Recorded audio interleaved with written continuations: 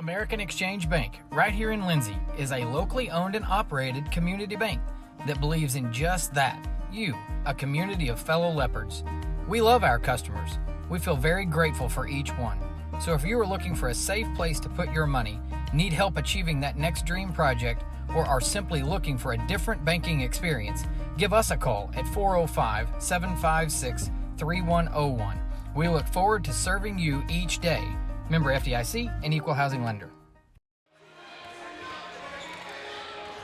Well, hey, good evening, everyone. Welcome to Leopard Arena here in Lindsay, Oklahoma. Leopards and Leopardettes are finally back on the home floor. It seems like it's been a minute. January 17th, the last time the Leopards and Leopardettes got to play here on the home floor at Lindsay High School, but they are here tonight, and they are hosting the Lady Bobcats and Bobcats of Ridge Creek. My name is Greg Peary. Glad that you have joined us for this broadcast of Lindsay Leopard basketball presented by the American Exchange Bank in Lindsay. And, again, it's been a long stretch, and the Leopards and Leopardettes played over at the Grady County tournament. They played at Purcell. They played at Marlow. We've been all over the place since the last time we were here, but the last place we played was Marlow.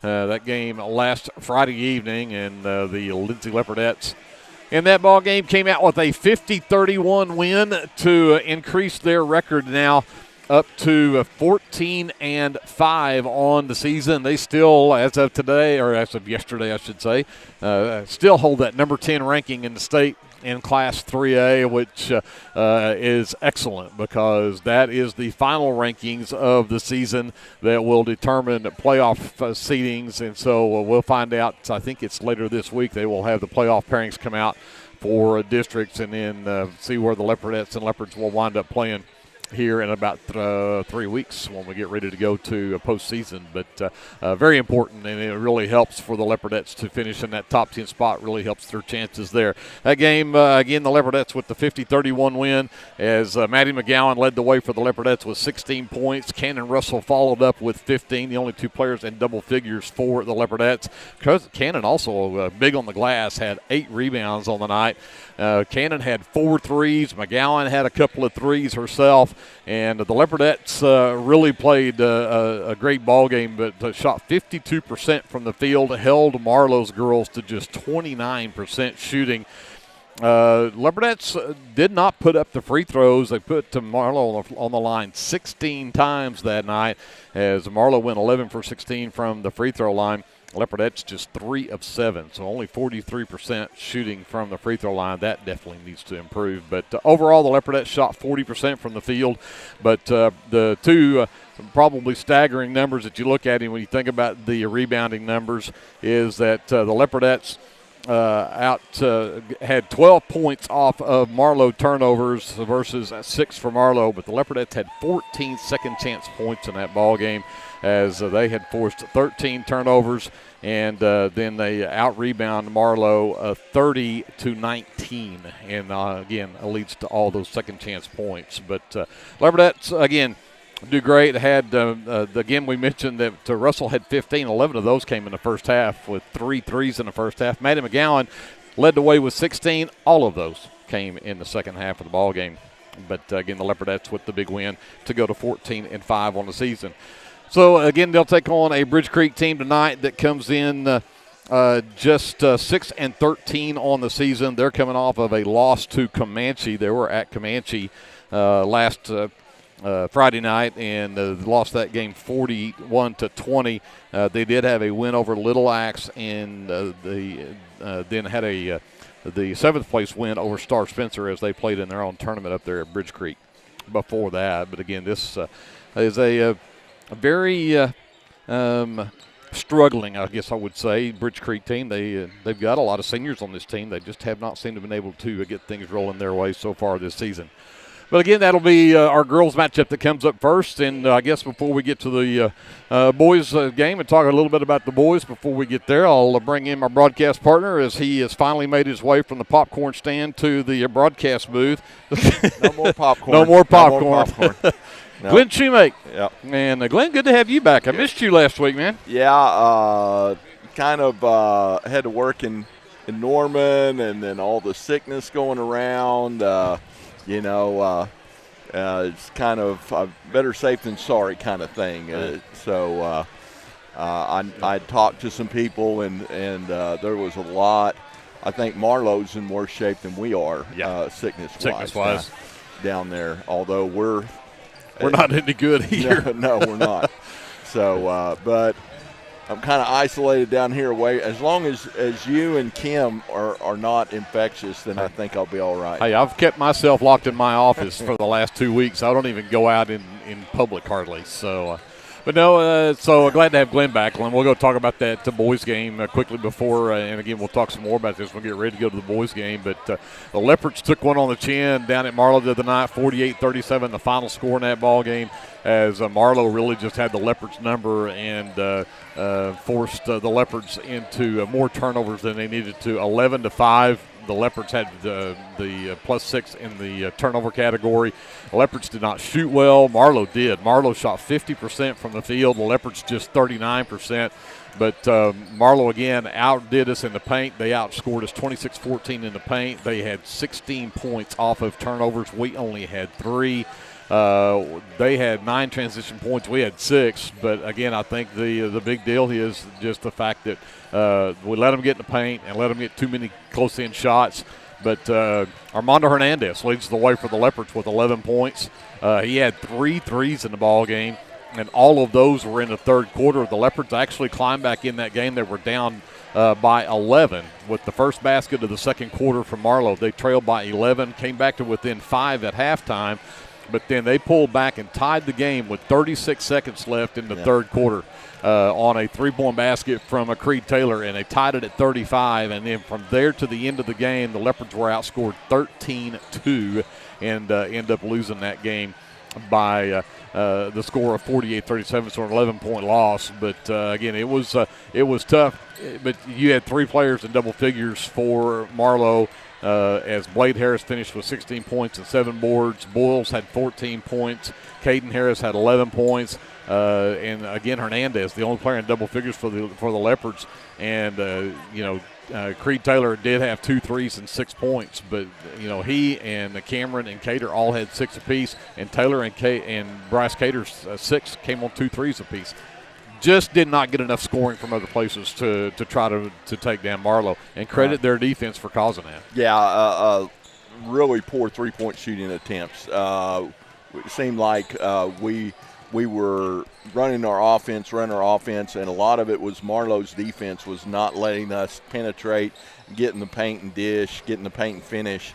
They were kind of forcing us to shoot some threes, and we didn't shoot well from three-point range that night. Usually Creed or Bryce goes off, and neither one of them really got going too good, and so it was a tough score night for the Leopards. But I watched that game.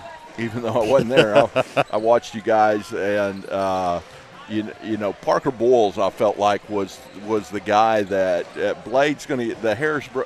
The Harris boys, they're not brothers, but the Harris boys are going to get some points. They're going to get 10, 15 points apiece. But Parker Boyles, really, we didn't have an answer for him, and he always seemed to be in the right spot when we did stop Blade from penetrating. He always found Parker Boyles, and Parker finished. So he was the one I felt like did us in if you had to pick a player. But good effort, great effort, playing against a ranked team on the road. There was some really positive things there for the Leopards. I thought defensively they didn't play that bad. We helped the helper a lot. We just didn't help the helper. And when you're playing a quality team like that, a chance to be a state tournament. I mean, they expect to be in the state tournament. They expected to be in the state tournament last year. Yes. But they got kicked up a class. But being back down into 3A, they're really expecting to be in the state tournament. And when you play a team like that, you got to really help the helper. So, anyway. Yeah, you go look at, and again, you look at the fourth quarter. The Leopards scored 2 points in the fourth quarter. That's it. You know, you're not going to get anything done at that. And you go back to the third quarter. We had 5 made field goals in the third quarter, and 4 of those 5 were 3-point baskets. Right. So, you know, you went from a really, really good quarter to a really, really bad quarter. And, And so you can't have bad quarters like that against good teams like Marlow. Yeah, especially on the road and. Tight ball game, entertaining ball game. You know, they would get up by eight or so, and we come back and cut it to 3 and 2 or 3, and we just never could seem to get over the top. I thought when Creed hit that 3 to tie it up, I thought that was going to give us some momentum carrying into the fourth quarter, but the fourth quarter just didn't play out the way we wanted it to.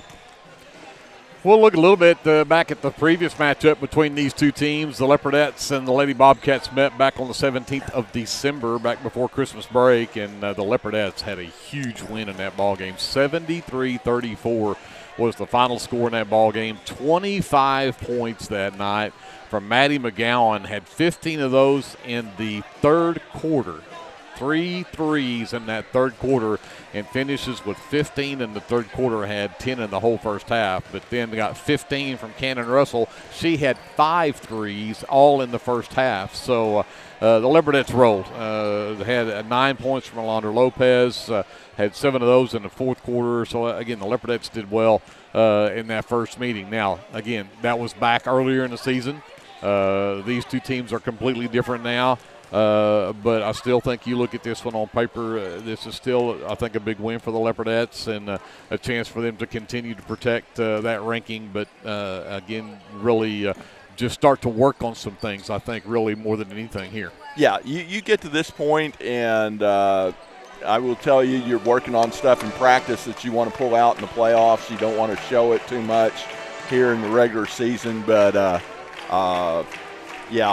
these are important games regardless of who you're playing. You want to – this is really where you focus on yourself. It's me. You're focusing on yourself, and you're wanting to make sure that you're doing everything you're supposed to do at a high level and working on yourself. And so wins and losses at this point, you want to win to carry on a lot of momentum, but this is where you really focus on your execution and what you're doing and make sure everybody's on the same page at this point. Gotcha. Well, it's time for the national anthem, so we'll send it back up to JD. We'll take a quick timeout, and we'll be back with your starting lineups and the tip-off between the Lindsay Leopardettes and the Bridge Creek Lady Bobcats right after this on KBLP Live. Are you caring for an aging parent or other loved one at home? It's important to know you're not alone. Hi, this is Connie Upton with Abiding Home Health. The people we serve have a variety of needs, of acute illnesses to individuals who require health care assistance to live independently at home. Our goal is to make a difference in the short and long-term care of each patient. For more information, visit us online at abidinghomehealth.com. Abiding Home Health, creating personal, positive changes and transformations. For all your construction needs, give Brad Taylor a call with B&S Construction at 1-405-428-0039. B&S Construction specializes in concrete pads, sidewalks, and metal buildings of all sizes. Call Brad today for a free estimate. The crew at B&S Construction would like to wish the Leopards a safe and successful season. Go Lindsay!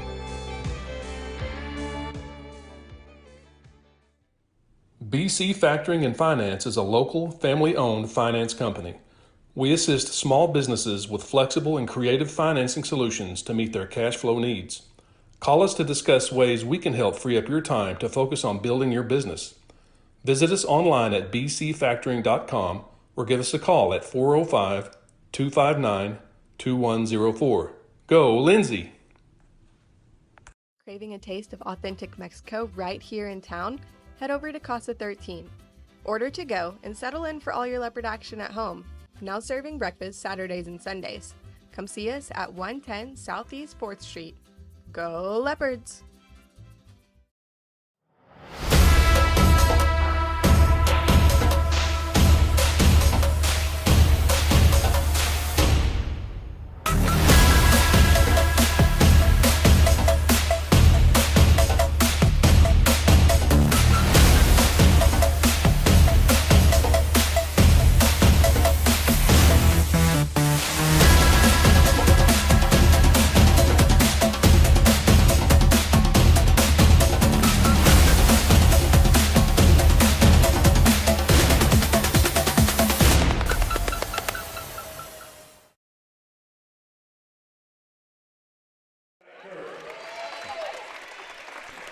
Welcome back to Leopard Arena, and we'll get you to the starting lineups here for the Bridge Creek Lady Bobcats. Number 2 is Paisley Baker. She is a junior.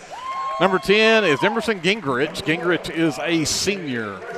Lady Bobcat team. Number 11 is Molly Epps. She is also a senior. Number 12 is Haley Shin. Shin, the freshman, starts tonight, and to round out the starting 5 is number 21, Katie Powell. Powell, also a senior. Head coach for the Lady Bobcats is Aaron Shockley. He's assisted by Kelsey Harper, Chandler Standridge. Again, the Lady Bobcats are 6-13 on the season. For the Lindsay Leopardettes, they'll start at guard, a 5'4" senior, number 1. That is Gentry Wilmot. At forward, a 5'10" senior, number 5. That is Maddie McGowan. Also at forward, a 5'7" senior, number 13, 5'9" junior. Well, I got to get Leslie in there first. 5'7" senior, Leslie Wilmot. She's number 10. Now we'll go to the 5'9" junior, number 13, Jolie McReynolds. And then we'll round out the starting 5 at guard, a 5'4" senior, number 22, Cannon Russell. Russell, McReynolds, Leslie, McGowan, and Gentry, the starting 5 for the head coach of the Leopardettes, Brian Cater. He's assisted by Johnny Dodd and Aleni Moore, and the Leopardettes 14-5 on the season coming into tonight. And again, this week ranked number 10 in the state and Class 3A. Great period. Glenn Shoemaker here courtside tonight. J.D. Scruggs up on our live stream. Kevin Scruggs running the camera for us tonight. Colton Harrell back at our studios in Lindsay, Oklahoma, downtown, handling our FM 105.1 station. Glad you're with us tonight for Leopard basketball, again presented by the American Exchange Bank. McGowan and Powell will step to the center circle.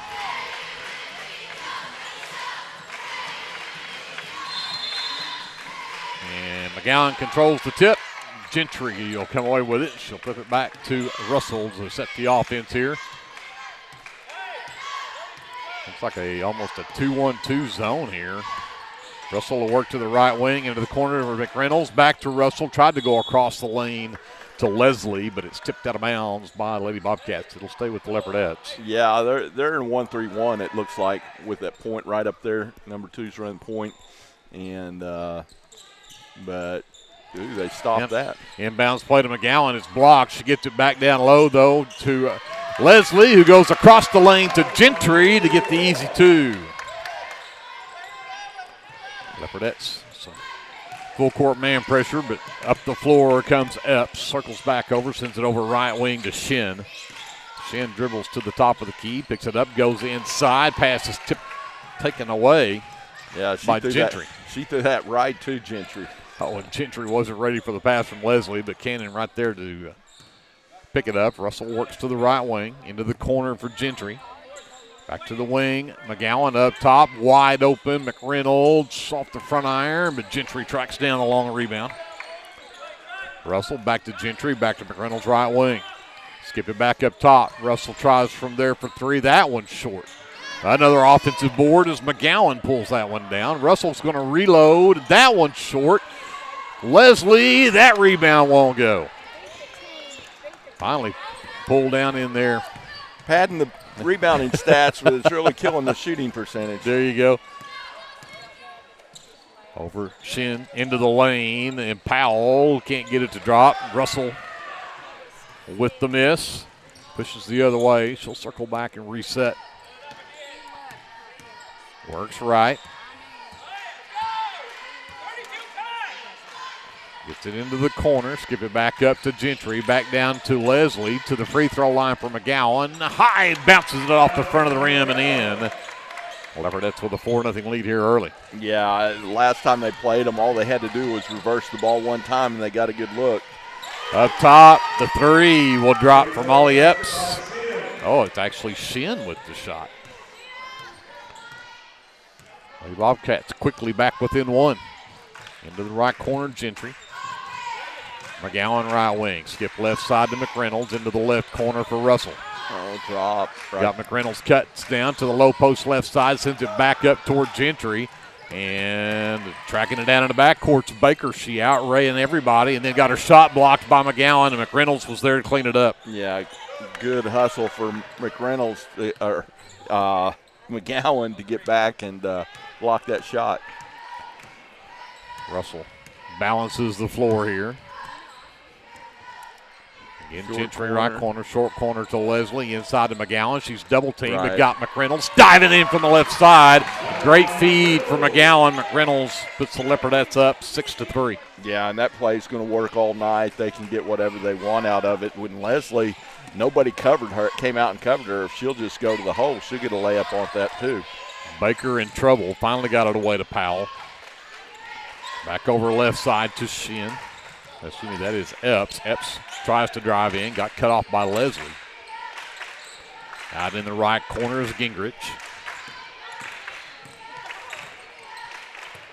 Left side Shin, back up top. Powell looks to drive in on McGowan and flips it over to no one. To the official. And out of bounds. Yeah, perfect pass to the official. Second turnover on the Lady Bobcats. I had an official literally right in front of me. I couldn't see hardly anything. I know you were bobbing and weaving. Trying to figure out how to see around him. Leslie inside to McGowan. Low post left. Had it stripped by Powell, and the Leopardettes turn it over. Here comes Gingrich. Gets the screen from Powell. In the lane. Shot will not go for Gingrich. Pulled down by Gentry Wilmot. Ahead to McReynolds across the lane. Russell missed her first chance. Got her own miss. Top of the key. The shot goes for a long two for Leslie Wilmot. 8-3 Leopardettes. Like that mid-range shot from Leslie. On the right wing.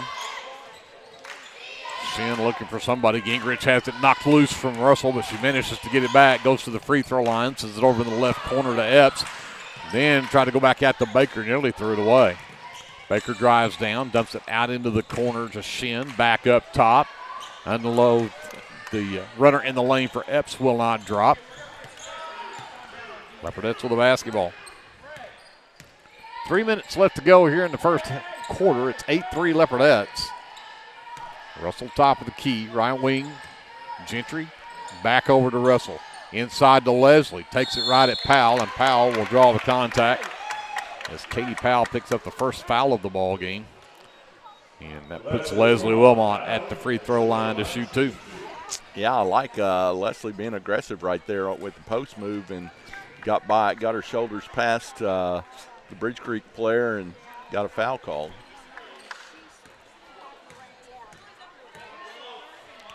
Leslie's first one on the way, and it will not go. 2:53 left to go here in the first quarter. It's 8-3 Leopardettes. Leslie Wilmot at the line trying to make this a 6-point lead if she can get it to go.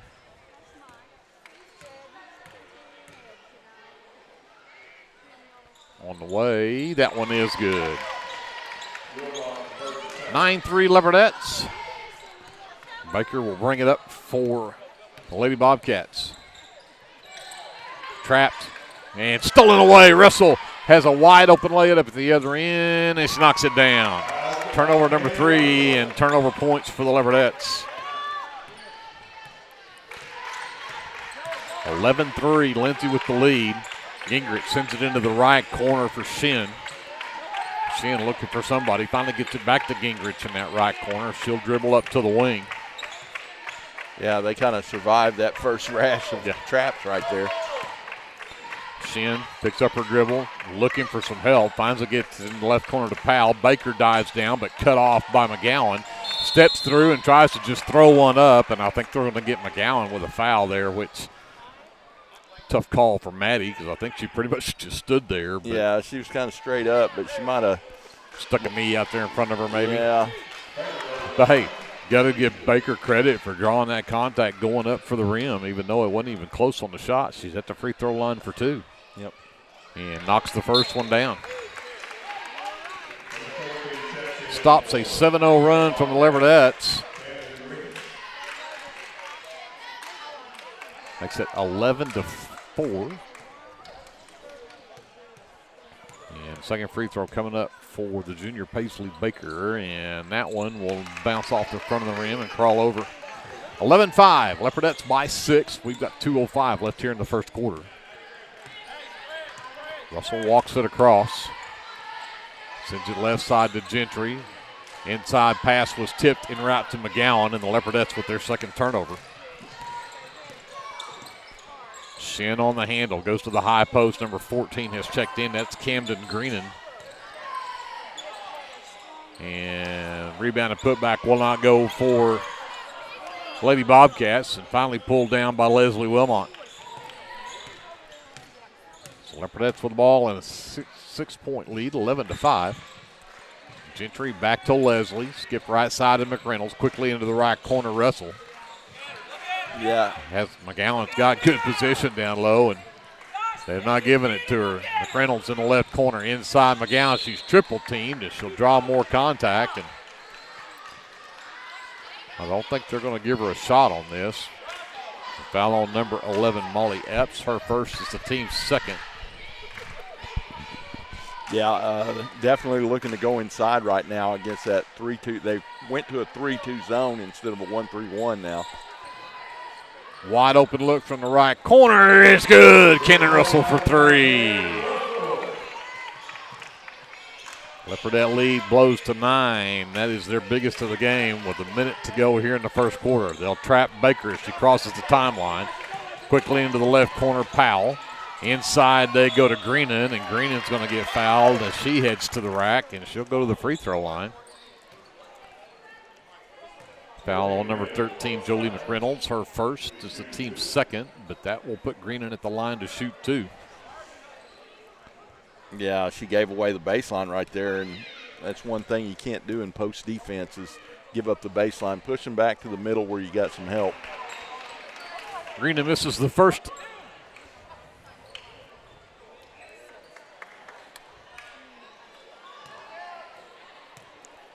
Second one from Greenan on the way. That one will rattle in for her. 14-6. Leopardette lead is 8. Just under a minute to go. Russell to Gentry. Quickly left side, Leslie. Back to Gentry.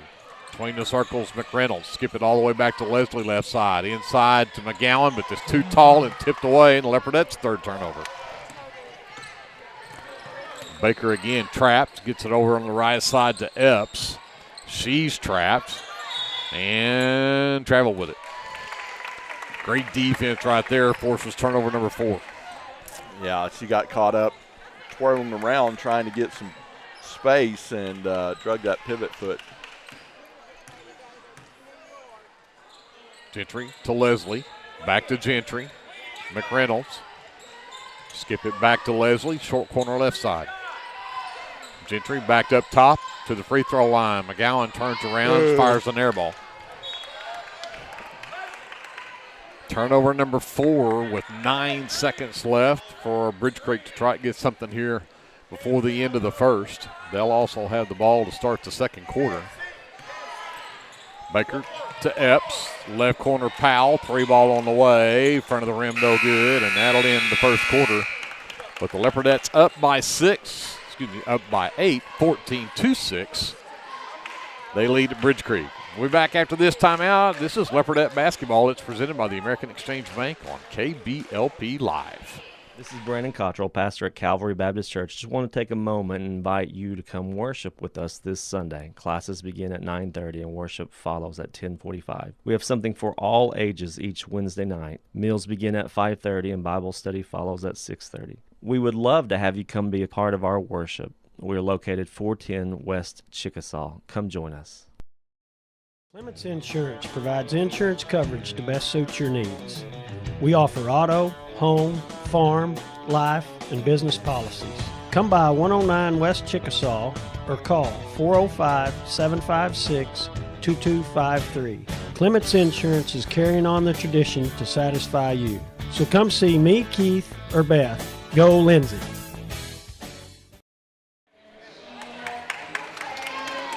We head to the second quarter with the Leopardettes up by 8, 14-6. Wasn't a very pretty quarter for either team. Both had 4 turnovers, and neither one of them necessarily shot real well. But Now, when you look at that, Leopardettes had 3, 4, 5, 6, 7, 8, 9 rebounds to 1.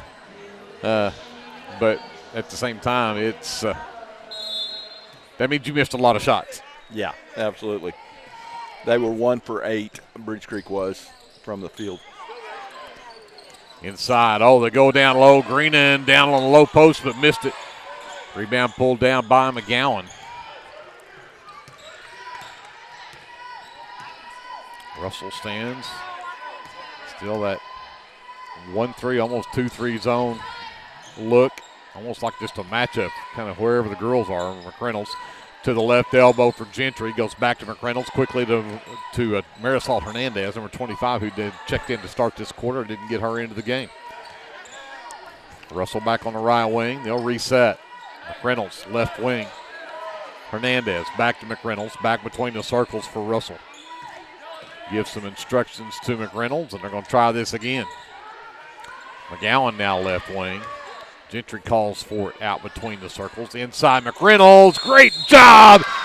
Nice feed from Gentry Wilmot, and great finish as she steps through 2 Lady Bobcats. McReynolds puts it in for her 4th point and has an and-1 opportunity. Yeah, out of this offense Lindsay's running, they start out with 2 girls on the baseline, and then they end up with 3. And Bridge Creek only has 2 girls down there to defend, and they've got to figure out what they're going to do down there. But they left Jolie wide open in the middle of the lane that time, covering those other 2 players. 17-6 Leopardettes with their biggest lead at 11. Powell fires a 3 from the left wing. It's off the back iron, no good, and McReynolds out-hustles everybody for the rebound. So circle back and give it to Hernandez. He'll give it to Russell to set the offense. Hernandez left side. Waits for Gentry to cut through. Gets her to her in the left corner. Comes back up left wing from McGowan. Back to Russell. Back to Hernandez right corner. And Coach Cater wants a timeout. He doesn't like the way the offense is going here. He's going to get these girls straightened out. 6:23 left to go in the first half. 17-6 Leopardettes. We'll take a timeout with them and come back to Leopard Arena after this. Live coverage of Leopardette basketball is presented by the American Exchange Bank here on KBLP Live. The City of Lindsay is a proud sponsor of LHS athletics and academics and wishes all Leopards and Leopardettes a healthy, happy, successful season. Lingman Incorporated is a proud supporter of the Lindsay community. We hope you'll keep us in mind for all your oilfield electrical needs. You can give us a call at 405-756-4773.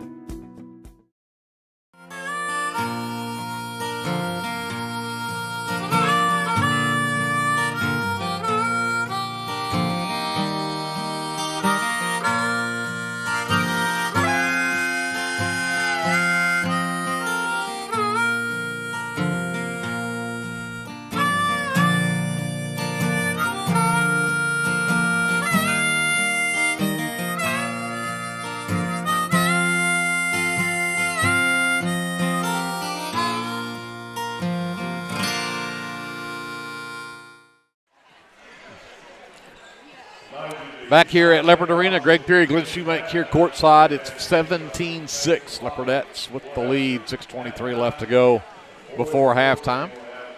This is Pie and Cake Auction night, by the way. If you're not down here, you still got time to get here. They'll do that at halftime with the boys and girls games both. Leopardettes or the Lindsay Athletic Booster Club will be doing that for their fundraiser for the year, so make sure you help out with that.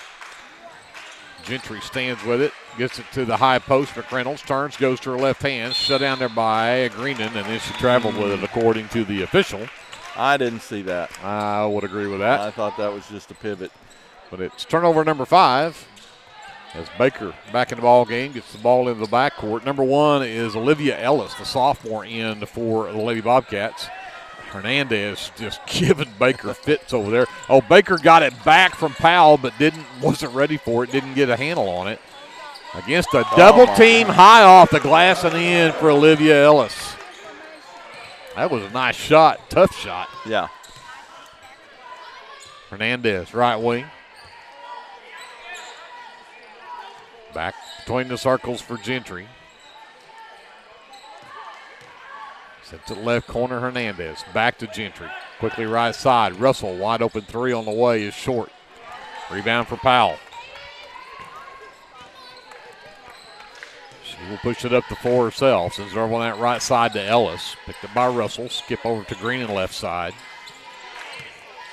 Gentry with the defense there. Picks it up, sends it to Baker. Baker drives the lane. Floater way off to the right. Russell with her 4th rebound. McReynolds to Gentry right wing. Back to Russell, top of the key. Back to Gentry. She's got a wide open look at 3. That's off the front of the rim. And Baker will outrun everybody to go grab that one. Epps to Powell. And then tried to go back to Epps. And Russell was right there to knock it loose. And somehow Epps got it back. And we're going to get a foul called on the Leopardettes. I think they're going to get Cannon for reaching in there. Cannon Russell's first. The first team foul on the Leopardettes here in the second quarter. Yeah, she was going for ball, but she got all arm. all arm.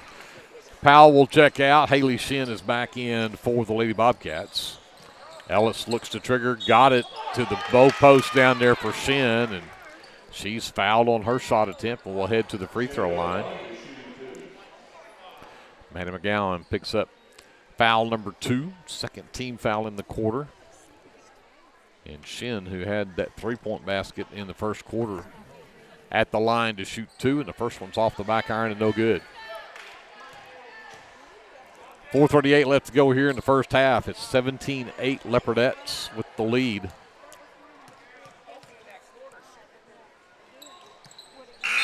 Second one for Shin is good.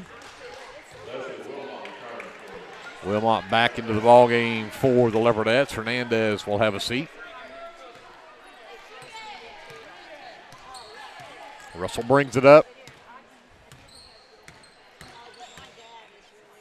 McReynolds quickly left corner. Leslie inside to the short corner to Gentry. Back to McGowan, who can't get it to go, but drew contact. And that goes on to number 12, Haley Shin. That's her first team foul in the quarter, but foul on the shot means McGowan goes to the line for the first time tonight. Yeah, great execution right there with that short corner play. Maddie short with that one.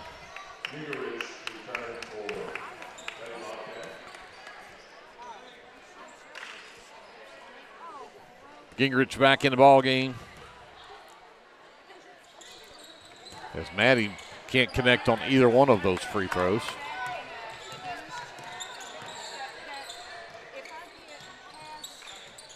And there's a 3. Paisley Baker with the 3. That time I had a coach in front of me, couldn't see it. 17-12, Leopardette leads down to 5. It was 11. 6-0 run here from the Lady Bobcats. Short corner right side, Leslie inside. This time, McGowan able to finish that one. Puts the Leopardettes back up by 7. Right side, Ellis trapped, threw it away. Gentry with the steal, turnover number 5. And tried to go ahead to Russell, and then Leopardettes commit turnover number 6.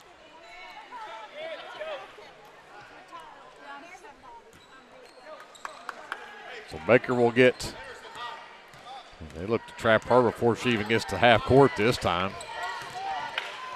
Sent your right side over to Ellis, quickly into the right corner.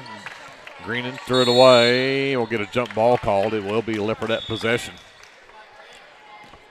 Good hustle from Gentry Wilmot.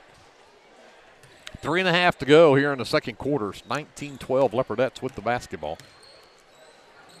McReynolds to the high post left elbow. Back out to Russell for 3. That's off the side of the rim. No good. Tipped out of bounds, and they're going to say McGowan the last to touch it.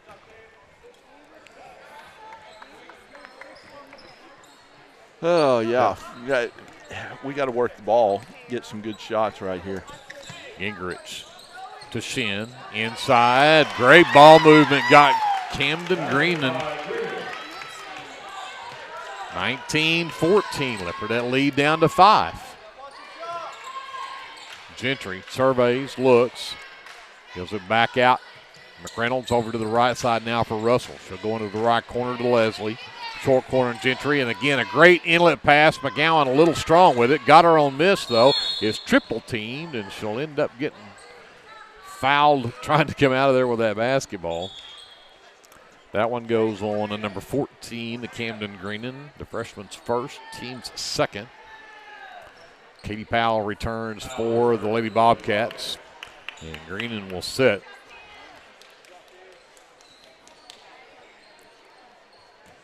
Gentry to inbound on the baseline. Leslie, short corner left side, air ball. Shin with the miss. Quickly ahead. Ellis lost it as McReynolds stole it away from her.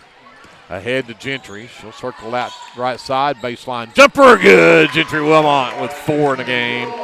Puts the Leopardettes back up by 7.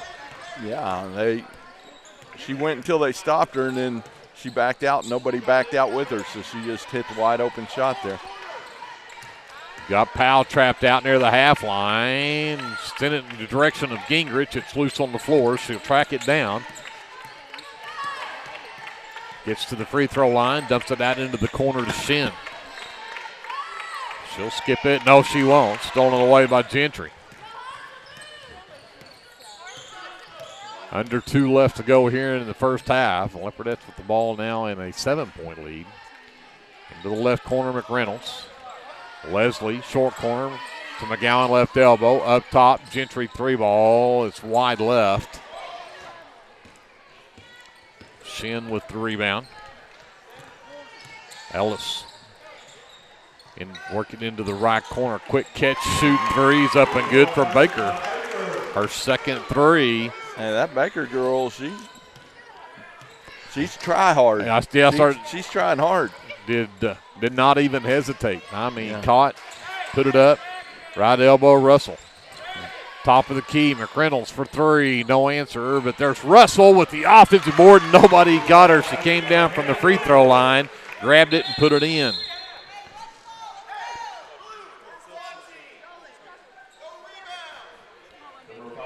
(23-17), Leopardettes back by 6. McReynolds will check out as number 21. Briley Russell, the 5'5 freshman, checks in for the Leopardettes. And the number 5 is Kenna Brennan, the junior, who checks in for Bridge Creek for this final minute and 5 seconds.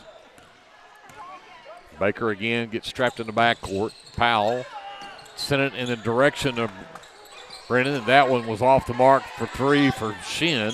Rebound underneath by Leslie. Gets the outlet to Gentry. She'll push it across the timeline. Russell, right wing. It's Cannon Russell to Gentry into the right corner. McGowan catch fire 3, and that one's way short.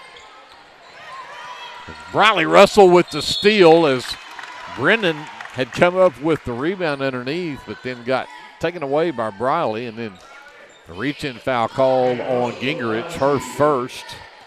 Team's 3rd in the quarter. The team's 4th in the quarter.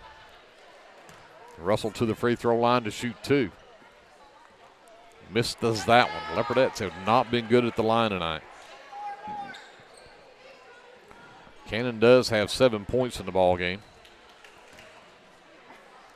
Trying to add to that 6-point lead for the Leopardettes, and does get that one to go. Timeout, Bridge Creek. 35.7 seconds left before halftime. We'll take it with them. We'll come back to Leopard Arena after this. This is live coverage of Lindsay Leopardette basketball presented by the American Exchange Bank on KBLP Live. Hey friends, Danny Daniels here. I wanted to take a moment and let you know about a very helpful service that I provide for you and your family in our community. I own and operate Danny Daniels Pest Services, and I would like to ask you to call me the next time you have a need or desire for effective, safe, and affordable pest services. If you have spiders, roaches, ants, fleas, ticks, scorpions, crickets, whatever, I can help. Give me a call at 405-428-3833. That's 405-428-3833. I'd be glad to help.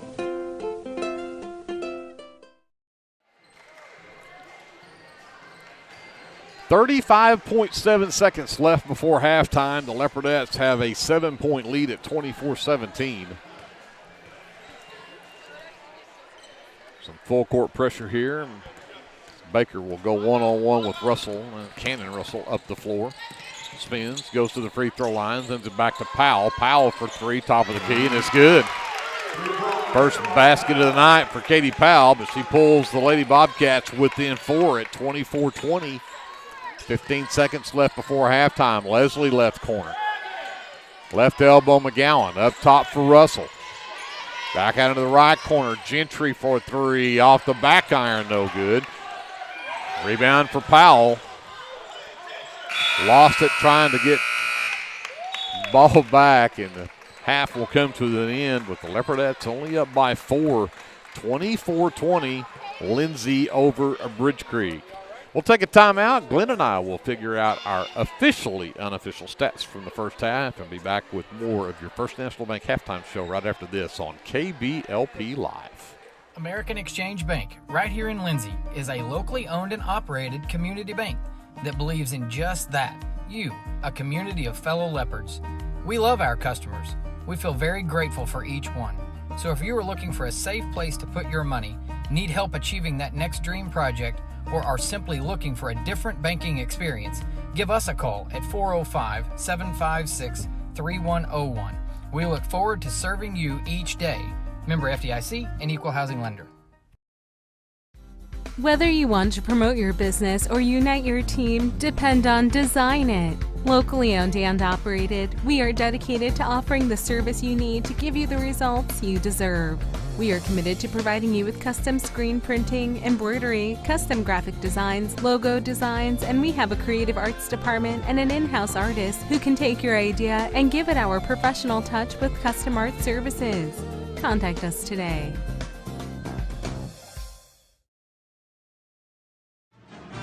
Hey Leopard fans, this is Nick Johnson from First Baptist Church Lindsay. At First Baptist Church, we are a family ministry and desire to faithfully proclaim the gospel in Lindsay and beyond. We would like to invite you to join us every Sunday for worship at 9 a.m. and Sunday school following at 10:15. Our Wednesday evening activities start with dinner at 5:50, and then we have Bible studies for children, youth, and adults starting at 6:30. First Baptist Church is proud to support the Lindsay Leopards, and we wish all of our student athletes a successful season. From all of us at First Baptist Church Lindsay, go Leopards! For all your tax services, contact Grant and Katie Johnson, CPA. Grant and Katie are certified public accountants that provide full-service accounting, bookkeeping, payroll, and tax services. With 2 offices, one located at 600 Southeast 4th Street in Lindsay, Oklahoma, and another at 313 North Walnut in Pauls Valley, Grant and Katie are ready to meet your CPA needs. Give Grant or Katie a call at 405-238-2727 and set up your appointment today. Hey there, this is Trace Adams with Hassler Hot Oil Service. We are family owned and operated with over 25 years experience. I am a 4th generation Lindsay Leopard, and we proudly support Lindsay Leopards and Leopardettes athletically and academically in all their endeavors. Call my dad, Greg Adams, at 405-756-6075 for all of your hot oiler needs. Again, that's 405-756-6075. Go Lindsay! Get your game day, or any day, off to a great start with Hot Mess Coffee at 213 South Main in Lindsay. Hot Mess Coffee Co. offers coffees, lattes, teas, and other tasty beverages, plus great food, too. Good luck to the Lindsay Leopards from Hot Mess Coffee Co. and Java House Realty at 213 South Main in Lindsay. Hughes Heat and Air is a family-owned business that serves Lindsay and surrounding areas. Hughes Heat and Air provides service for residential and commercial jobs, including simple repairs and new installations. Hugh and his crew take pride in providing professional, efficient, and reliable work at affordable rates. For your next heat and air project, give Hugh a call at 1-405-756-6399. Good luck, Lindsay. Legacy Roofing is a family-owned and operated business that serves Lindsay, Oklahoma and surrounding areas. We specialize in getting your home back to its best, whether it be annual wear and tear or storm damage. We don't just fix roofs, we take care of your home. Legacy Roofing, family-owned, community-focused, and always here for you. Call us today for a free estimate at 405-756-8855 and let us protect your home with the care it deserves. Legends Pub House and Venue is your one-stop shop for good food and good entertainment. Come see us in Chickasha and stay tuned to our website for all of our upcoming events and shows.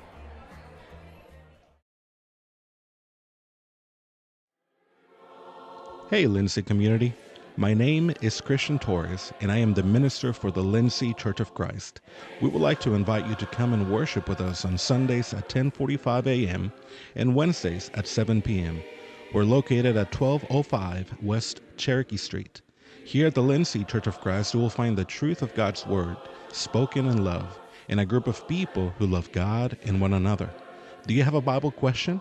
Well, we have a Bible answer. Come and worship with us and be edified at the Lindsay Church of Christ. Lindsay Municipal Hospital is dedicated to providing quality service to our local community, and we're wishing our Leopards and Leopardettes a healthy and successful basketball season. Go Leopards!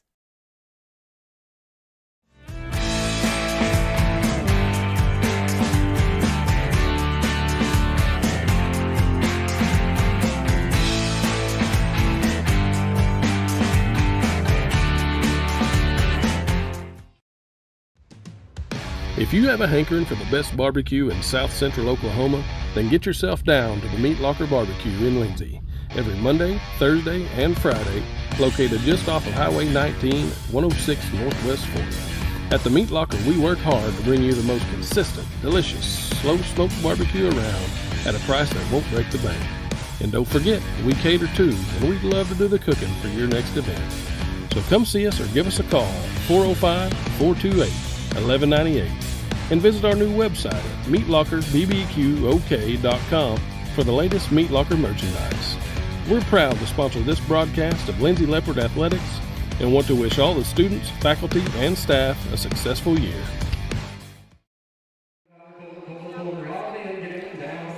We are back here at halftime. The Lindsay Leopardettes have a 4-point lead over the Bridge Creek Lady Bobcats, 24-20 the score here at half.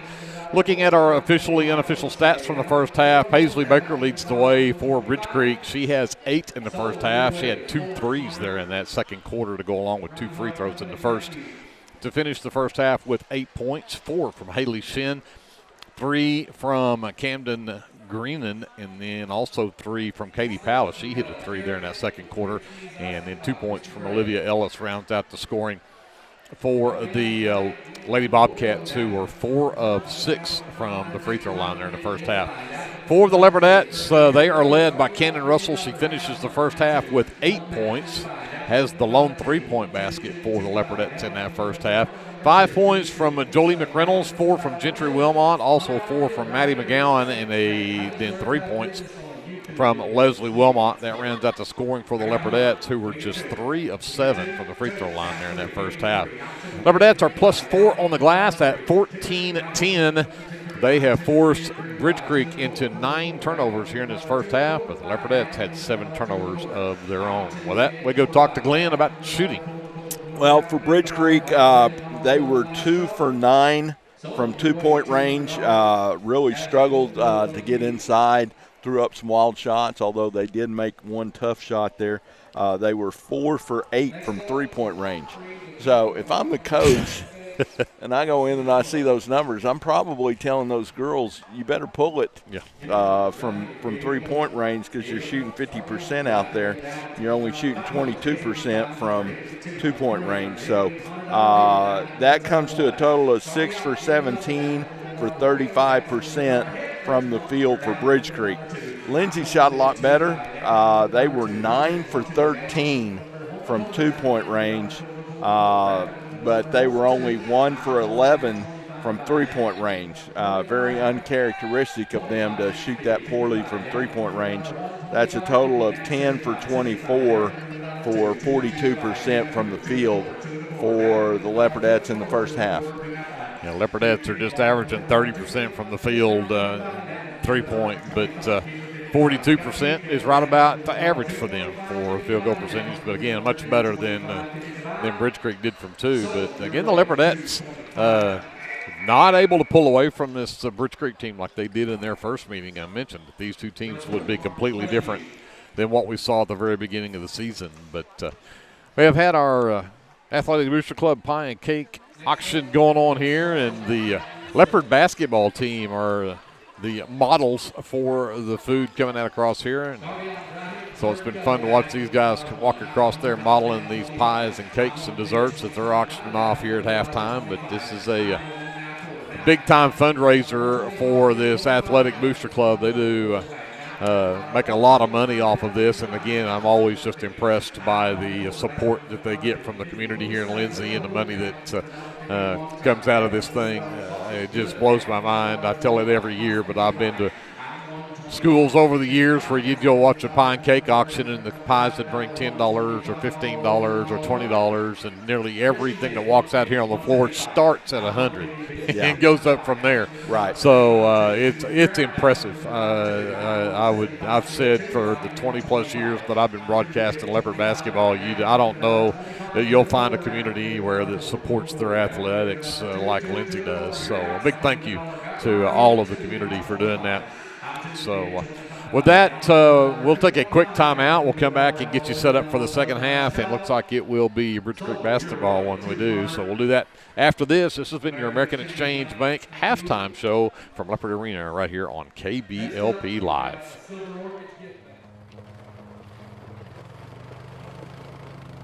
Looking for your next adventure? Head to Morris Motorsports in Chickasha. We carry top brands like Polaris, Can-Am, Kawasaki, and Honda. Plus, we offer a full-service and parts department. Whether it's ATVs, side-by-sides, motorcycles, or accessories, we've got what you're looking for. Visit morrismotorsports.com or give us a call at 405-224-6113. At Morris Motorsports, we don't just sell machines, we sell fun.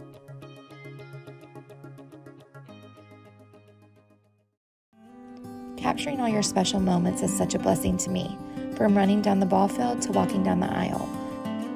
Call or text Photography Blessings by Lacey for all your photography needs. 405-428-0305. Go Leopards and Leopardettes. Physical Therapy Central in Lindsay, Oklahoma is here for you, whether you're a dedicated athlete or you're just trying to navigate your new normal. Our team is dedicated to providing quality service to make your experience as easy as possible. We're wishing our Leopards and Leopardettes a healthy, happy, successful basketball season. At Rural Electric Cooperative, we're committed to providing electric power and opportunity to the many areas our members call home. That includes supporting youth programs that teach life skills and build character. With REC, you're more than a customer, you're a member owner. And that's why we're always working hard to provide you with the most dependable electric power possible. As a Touchstone Energy Cooperative, REC is dedicated to providing the best service possible and supporting the communities in our service area. If you need local trash pickup with quality service at a fair price, call Red Dirt Waste Services today at 580-432-5697. Red Dirt Waste Services is locally owned and operated, offering household, residential, and light commercial trash pickup in Lindsay and surrounding areas, including Ellick, Bradley, Bray Doyle, Cox City, Elmore City, and Foster. Red Dirt Waste Services does household cleanouts too, and they offer 96-gallon poly carts and dumpsters. Bagged, loose, or heavy items, doesn't matter, they'll come get it. Red Dirt Waste Services even offers valet service, so you don't even have to take your trash to the curb. Schedule your weekly pickup today by calling 580-432-5697. Stop paying more than you have to for quality, dependable, and locally owned trash pickup. Call Red Dirt Waste Services at 580-432-5697. That's 580-432-5697.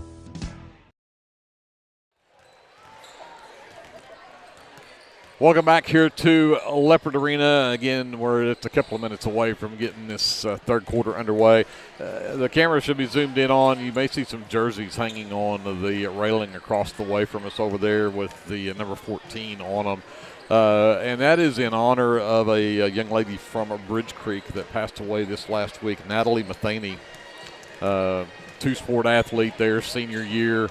And came down with an illness and fought that, I think, for several weeks and ended up passing away last week. And such a sad, tragic event for that community to have to go through. But the Lindsay community wanted to honor Natalie, and so They have her number was number 14. She was actually had signed, was going to play at Panhandle State University coming up in the fall. And so you'll see quite a few blue ribbons around. I know Coach Cater and the coaching staff here for Lindsay's got on blue ribbons, and those jerseys have blue ribbons on them as well in honor of Natty. But yeah, she was a good one. She was a good one. And just when you lose kids that young, it's just heartbreaking. It's heartbreaking. Very heartbreaking. So our thoughts and prayers with her family and friends, and of course the Bridge Creek community having to deal with that loss. But when you see those jerseys hanging across the way over there, that's in honor of Natalie. So that was what that was about. We want to make sure we got that brought up before we got this second half underway. Yeah, and they had a moment of silence for her before the game as well, before the just reaching out to that whole community in this tragedy. So Lady Bobcats with the basketball to start this third quarter. They trail the Leopardettes by 4.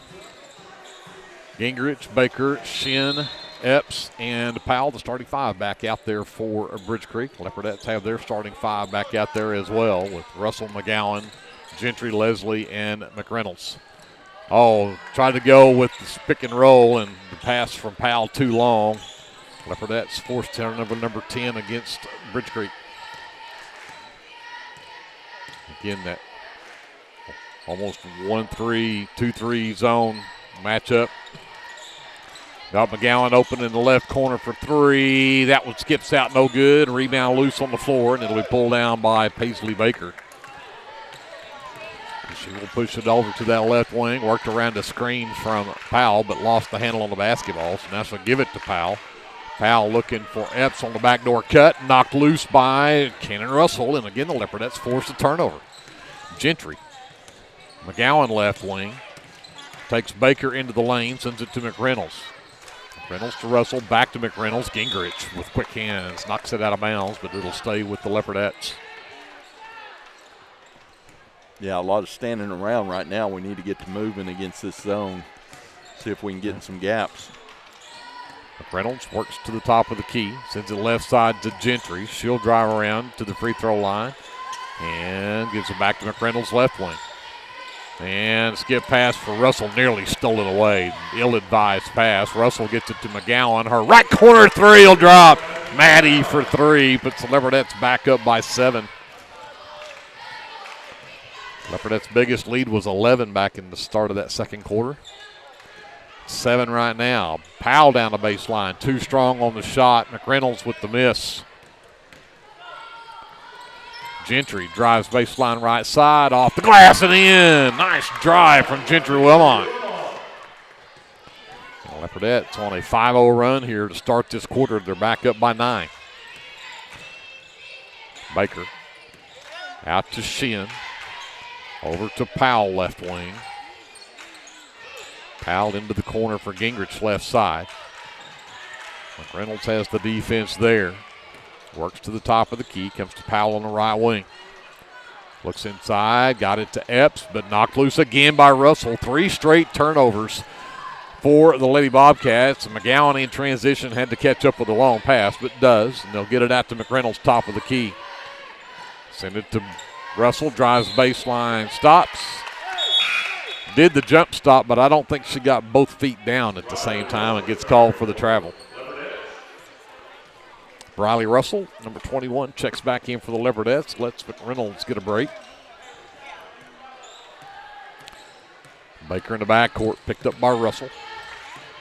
Across the timeline, works right, back left, down sends it over to Epps on the left wing. Back to Shin, inside Powell, low post, sends it back up top of the key to Epps. Epps in the lane, double teamed, off the glass, missed it badly, and rebound comes down to McGowan. Yeah, nice crossover in the lane to get open there by Epps, but just couldn't finish the shot. McGowan can't get that 3 top of the key to go. Leslie gets tied up, and that was tough. I mean, she had it way up over her head with the height advantage from Powell, but the jump ball possession belongs to the Leopardettes.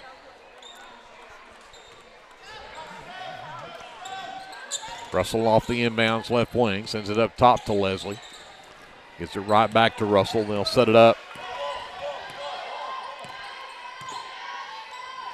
Briley right wing. Back to Gentry, back left side. McGowan.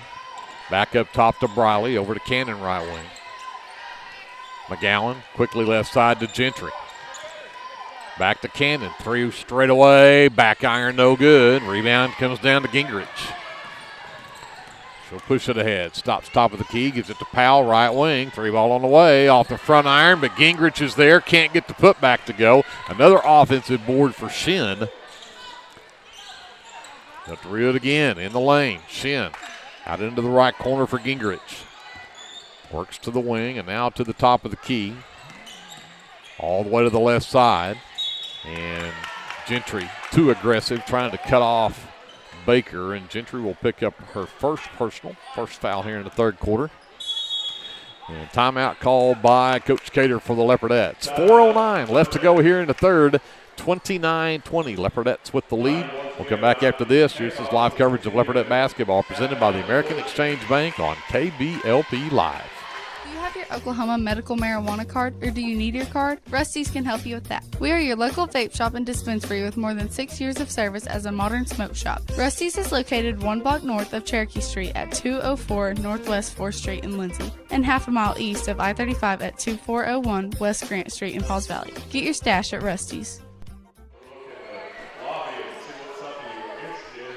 29-20 Leopardettes here in the third quarter. Had a 4-point lead at halftime. The Leopardettes have gone on a 5-0 run here early with 4:09 left to go here in the third quarter.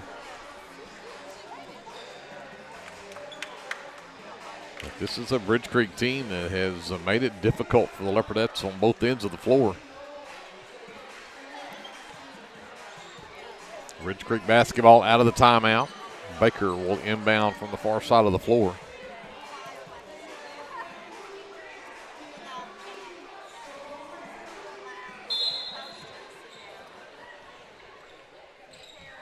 Got it to Powell off the inbounds, top of the key. Tried the backdoor cut. Got it to Baker, and Briley Russell's going to pick up the foul. Designed to play out of the timeout and worked perfectly to get the foul from Russell and send Paisley Baker to the free throw line. Briley's first will be the team's second here in the quarter. Baker 2 for 2 at the line, has 8 points. Was the leading scorer in that first half for the Lady Bobcats. Howe has 9 as she knocks down the first free throw.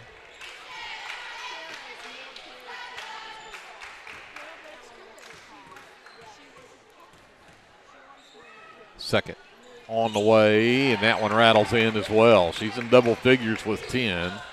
Leopard lead down to 7. Russell across the timeline. Works left. Into the left corner, Gentry. Short corner, Leslie. Back out to wing. Quickly, they work back to Gentry, back to Russell. Now right side to Briley. And Gingrich again steps in the passing lane, knocks one out of bounds. Yeah, Leslie's got to realize she's not covered there on that short corner and just take 2 dribbles and bump it off the glass. Briley from the wing skips it to Cannon left side into the left corner for Leslie. Gentry short corner, back to the left wing for Cannon, and again they'll pull out. Bridge Creek has pretty much figured it out. Had Gentry into the basket right there, wide open behind Shin, and nobody saw her. Gentry looking that time, and Leslie says, no, I don't have it this time. Briley right side. Now they do give it to Leslie. She turns around, can't get it to fall. Rolls around the rim and falls out. But a great find up top. Skip it left side. Shin looks and got it down to baseline in as Epps knocks it down. We'll get an and one opportunity here. Foul called on Briley Russell's her second, third team foul.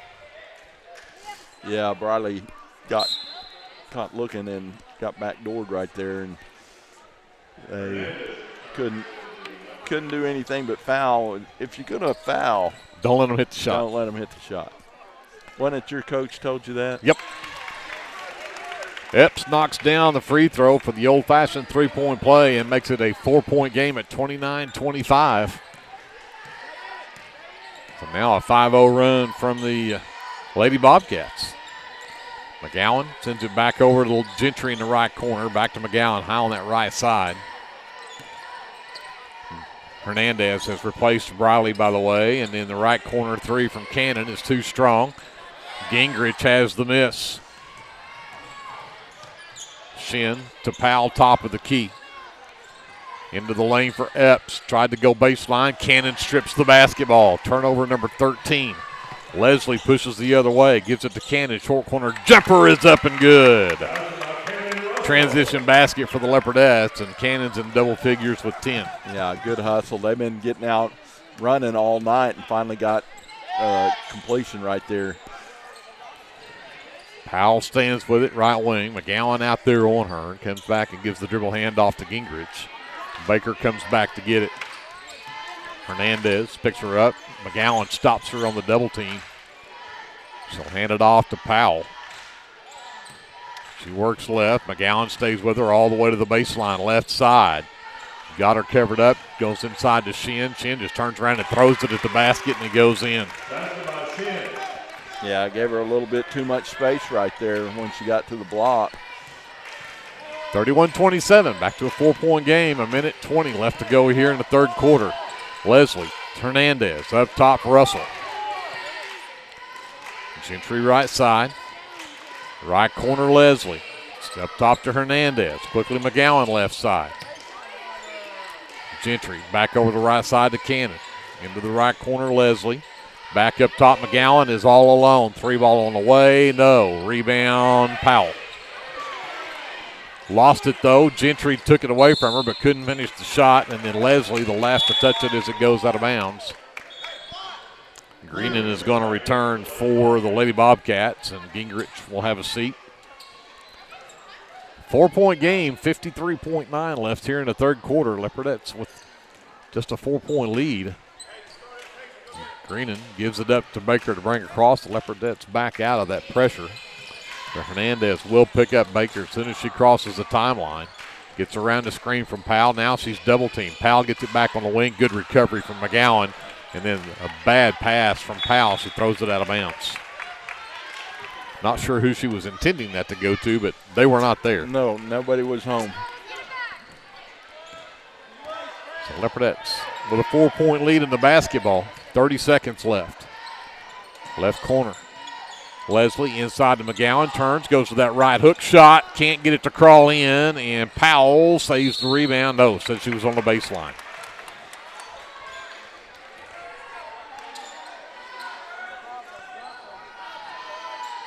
So 21 seconds left now for the Leopardettes. See if they can add to that 4-point lead. Gentry looking. Finally gets it to Leslie. Nice work! Good strong move from Leslie underneath. Draws the contact, but finishes with the basket and draws the foul on number 14, Greenan. That's her second. Just the first foul in this quarter on the Lady Bobcats, but an old-fashioned three-point play opportunity here for Leslie Wilmot. Yeah, she's fired up too. Yes. Knocks down the free throw. Gives her 6 in the ball game. Makes it 34-27 Leopardettes.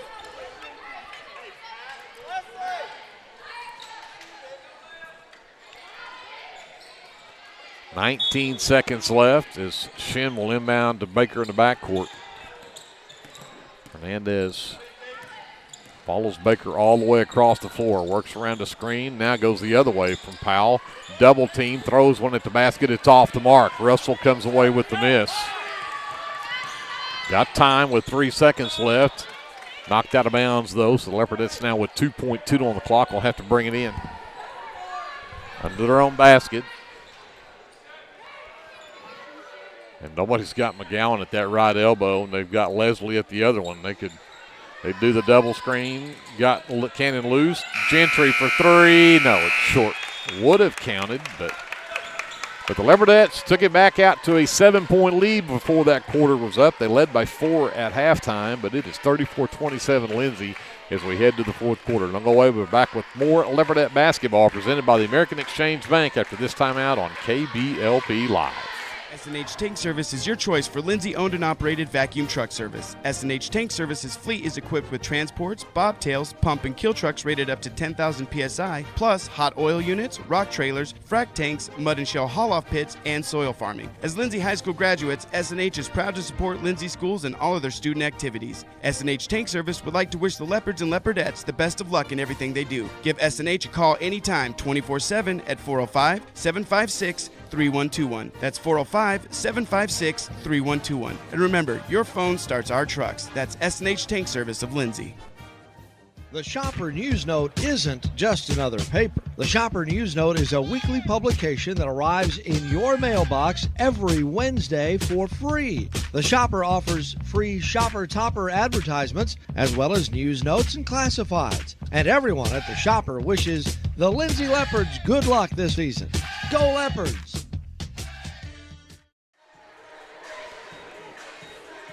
So again, to start the quarter, it'll be Bridge Creek basketball. They've had the luck of the arrow, seems like every time. But it is Bridge Creek basketball, down by 7 to the Leopardettes as we start the fourth. Greenan stays in the game for Bridge Creek. She'll inbound, looking for Baker. Hernandez has her covered up, but Baker still comes up with it. Epps back out to Baker. Catch fire three, doesn't go. Great block out on the backside for Leslie Wilmot to pull down her 5th rebound. Russell over to Gentry inside. And McGowan takes it to the rack and puts it in. It's back up by 9. Yep, we need to build on this lead. Keep getting stops right here. Powell comes to set the screen. They double team Baker. Powell from the free throw line can't get it to drop. Hernandez with the rebound. She'll push it up the floor. Cannon gets it left wing. Comes back to Gentry between the circles. Gentry works right.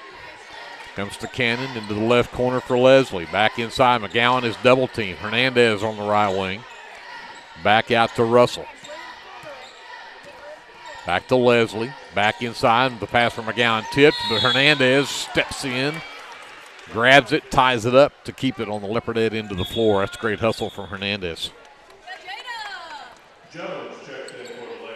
Number 30, Jada Jones, the freshman, checks in for the first time tonight for the Lady Bobcats, as Caden Todd was in a game there, and I didn't catch her catch it at the end of the game for the Lady Bobcats. My apologies.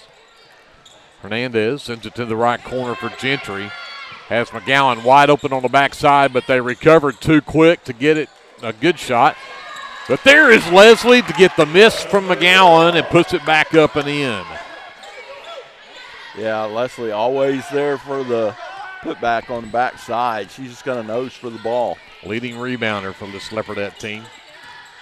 Baker takes Hernandez all the way to the rack, put the shot up too strong, and there's another rebound for Leslie Wilmot. She will be fouled. That'll go on number 14, Greenan. That's her first team foul here in this fourth quarter. 38-27 Leopardettes, 6:23 left in the ball game. Cannon quickly to Gentry right side. Back to Cannon, down low. McGowan dribbled the ball off of her foot right into one of the Lady Bobcats, but it came right back to her. Oh. And then Gentry knocks down the three from the right wing. Yeah, good ball movement right there and found Gentry wide open. Yeah, for the three. 14-point lead for the Leopardettes, their biggest of the game. Jones on the handle, and she threw it away. McGowan with the miss, or with the steal, and Gentry from the free throw line has her shot blocked from behind. And foul called on number 11, Molly Epps, I believe.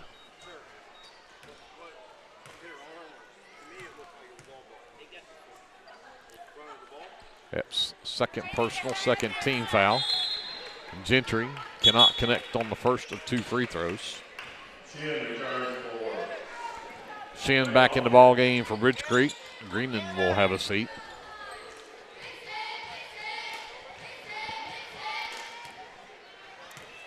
Gentry with her second free throw attempt of the night, and that one won't drop either. Leslie does come up with a rebound.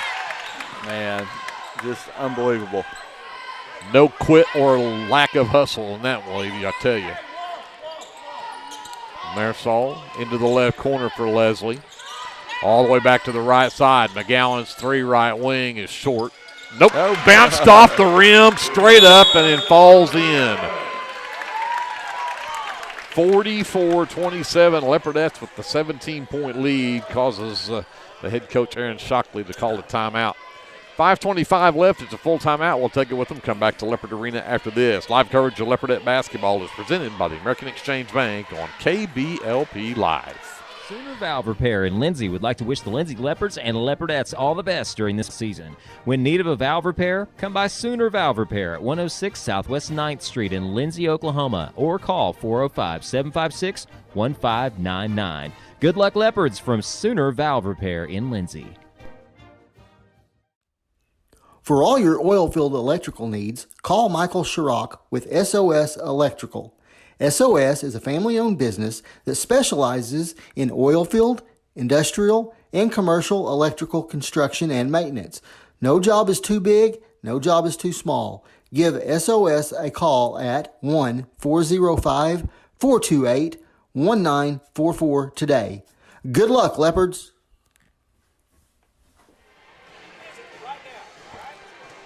44-27, the Leopardettes with their biggest lead of the night at 17, and they've been on a 10-0 run here to start this fourth quarter. See if the Leopardettes can finish this one out with 5:25 left to go. I'm putting the W up there. I would. I'm putting the W up there. I don't think there's any doubt. Question is how much. Yeah.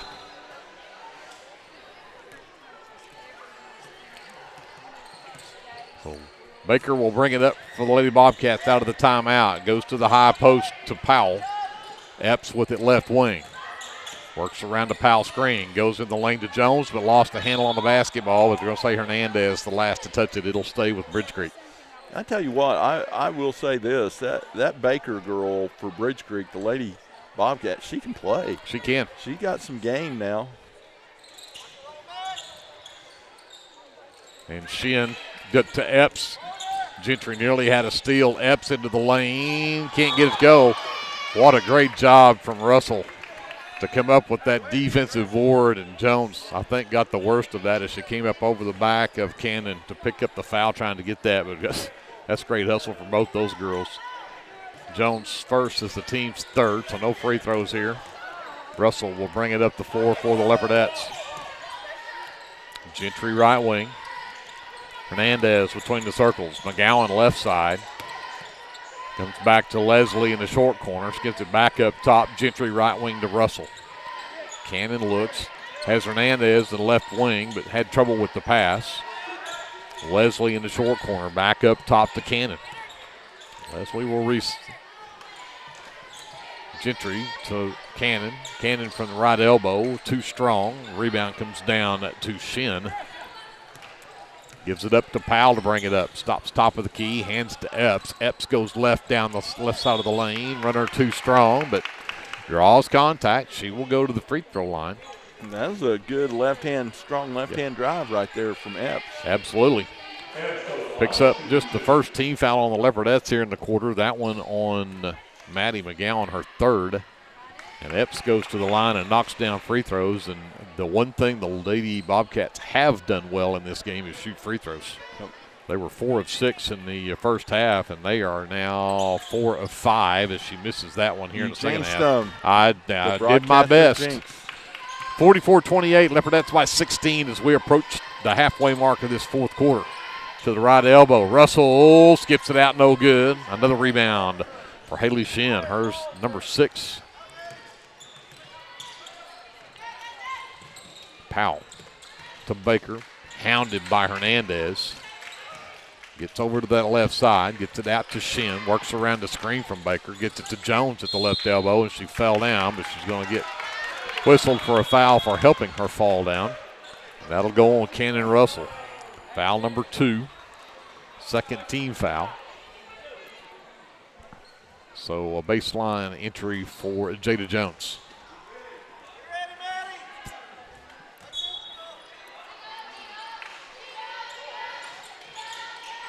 Powell out on that left corner. Baker cutting, but the pass from Powell off the mark and reach in by Baker on Leslie. Baker's first, team's fourth, so the next foul on Bridge Creek will put the Leopardettes in the bonus.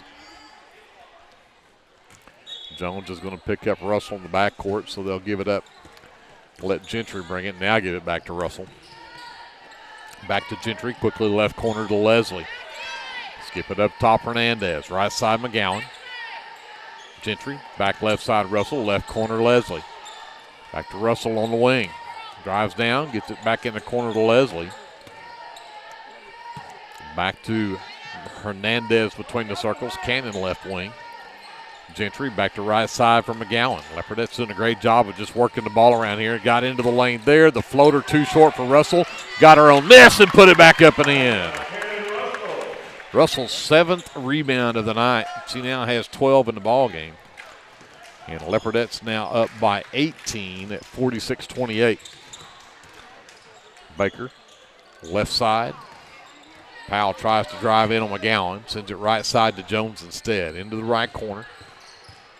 Shin trying to get away from Gentry. Gives it back up for Powell. Skip it back over to Baker. Catch fired long two. That one won't drop. The backside rebound for Epps. Back out for Shin. She fires a long three that's off. Cannon Russell with rebound number 8. Jones picks her up as she crosses the timeline. Hernandez right side.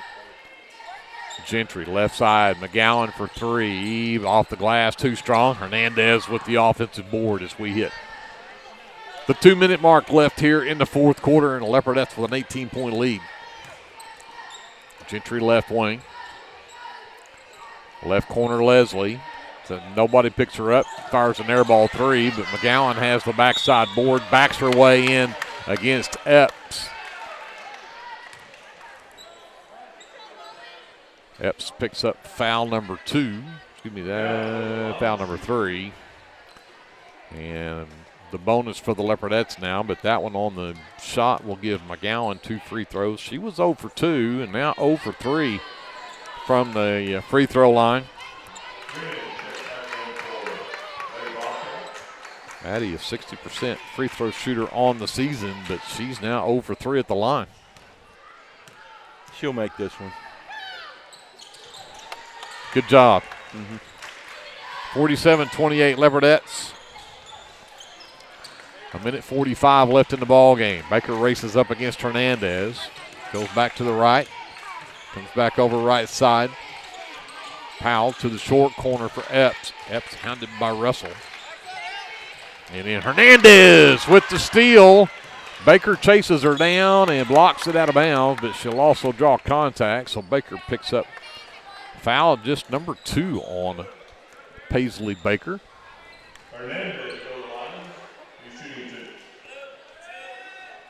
So Hernandez heads to the free throw line. Marisol has not scored yet tonight. Marisol has not shot the ball yet tonight. Until just now. Fixed to shoot 2 free throws. And that one will not drop either.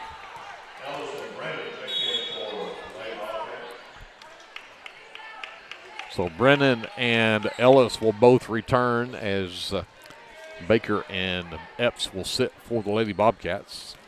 Hernandez will have a second free throw attempt. And that one also won't drop, but there's Leslie Wilmot. Unbelievable. Offensive board. Got it inside. McGowan turns around against a double team. Too strong off the glass. It's tipped. Powell does finally control it for the Lady Bobcats. And then turned it over. Turnover number 17 against Bridge Creek. As we hit 1:10 left in the ball game, Leopardettes with the ball in a 19-point lead. Up top for Gentry.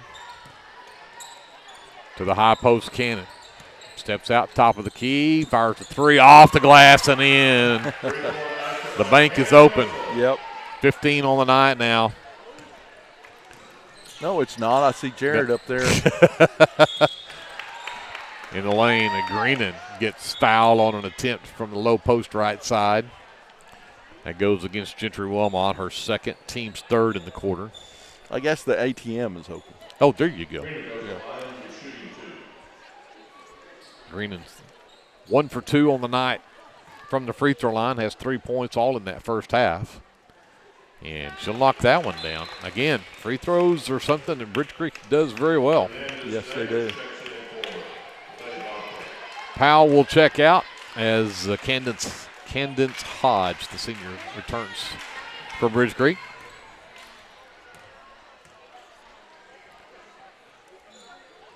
And second free throw won't drop. And Leslie does finally get that rebound out of there. Her 9th rebound of the night.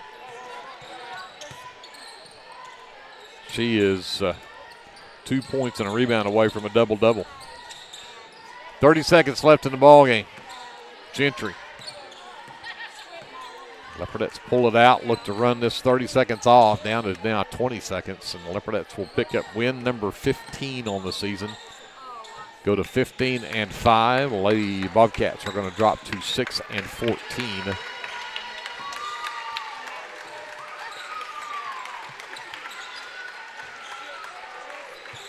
Three, 2, 1. And that'll do it. 50-29, the final score. The Leopardettes with a 21-point win over the Bridge Creek Lady Bobcats. Held the Lady Bobcats to not a single field goal in that fourth quarter. In fact, the only 2 points they scored there in that fourth quarter were on 2 free throws where they went 2 of 4 from the line. So big time second half for the Leopardette defense. With that, we'll send it back up to JD. We'll take a timeout. Glenn and I will have our unofficial stats to get you set up for the boys game right after this timeout on KBLP Live. At South Central Medical and Resource Center, we strive to provide the highest level of medical care to the communities that we serve. It's our goal to foster and inspire a family atmosphere, and that doesn't just start in our waiting room. That's why South Central Medical and Resource Center is a proud sponsor of Lindsay Athletics and Academics. The team at Streamline Services contributes a great deal of their success to hard work, experience, and above all, a positive health and safety protocol. There is every reason they should be your next phone call for any of your oil and gas swabbing needs. Give Austin Smith a call today at 1-405-756-7763 to see how Streamline Services can help with your project while ensuring safety and professionalism without sacrificing quality work being done. Everyone at Streamline Services wishes the best of luck to everyone at Lindsay Public Schools this year. Go Leopards! Are you tired of doing laundry? Give Sunshine Suds a call and let them do it for you. Sunshine Suds will wash and fold your clothes, and they also offer dry cleaning. Sunshine Suds also does quilting and alterations. Load up that laundry basket and head to Sunshine Suds, located at 107 Southwest 2nd Street in Lindsay, Oklahoma, or give them a call at 405-756-2850. Super C Mart in Lindsay is proud to cheer on our Leopards and Leopardettes. Come see us for all your game day snacks, or bounce back from a late night of Leopard basketball with one of our goodies from the bakery section. And make sure to download our app so you never miss a deal. Tabor's Drug has been locally owned and operated for almost 60 years and has employed many Leopards and Leopardettes. We are very proud to be a supporter of our sports teams. At Tabor's Drug, your prescriptions are filled with care and accuracy, and our pharmacist is available for free consulting concerning your prescriptions bought at Tabor's. We also offer interpreters for our Spanish-speaking friends. We are a very friendly store that has that small town feel. You can reach us at 405-756-4511. Come and see us.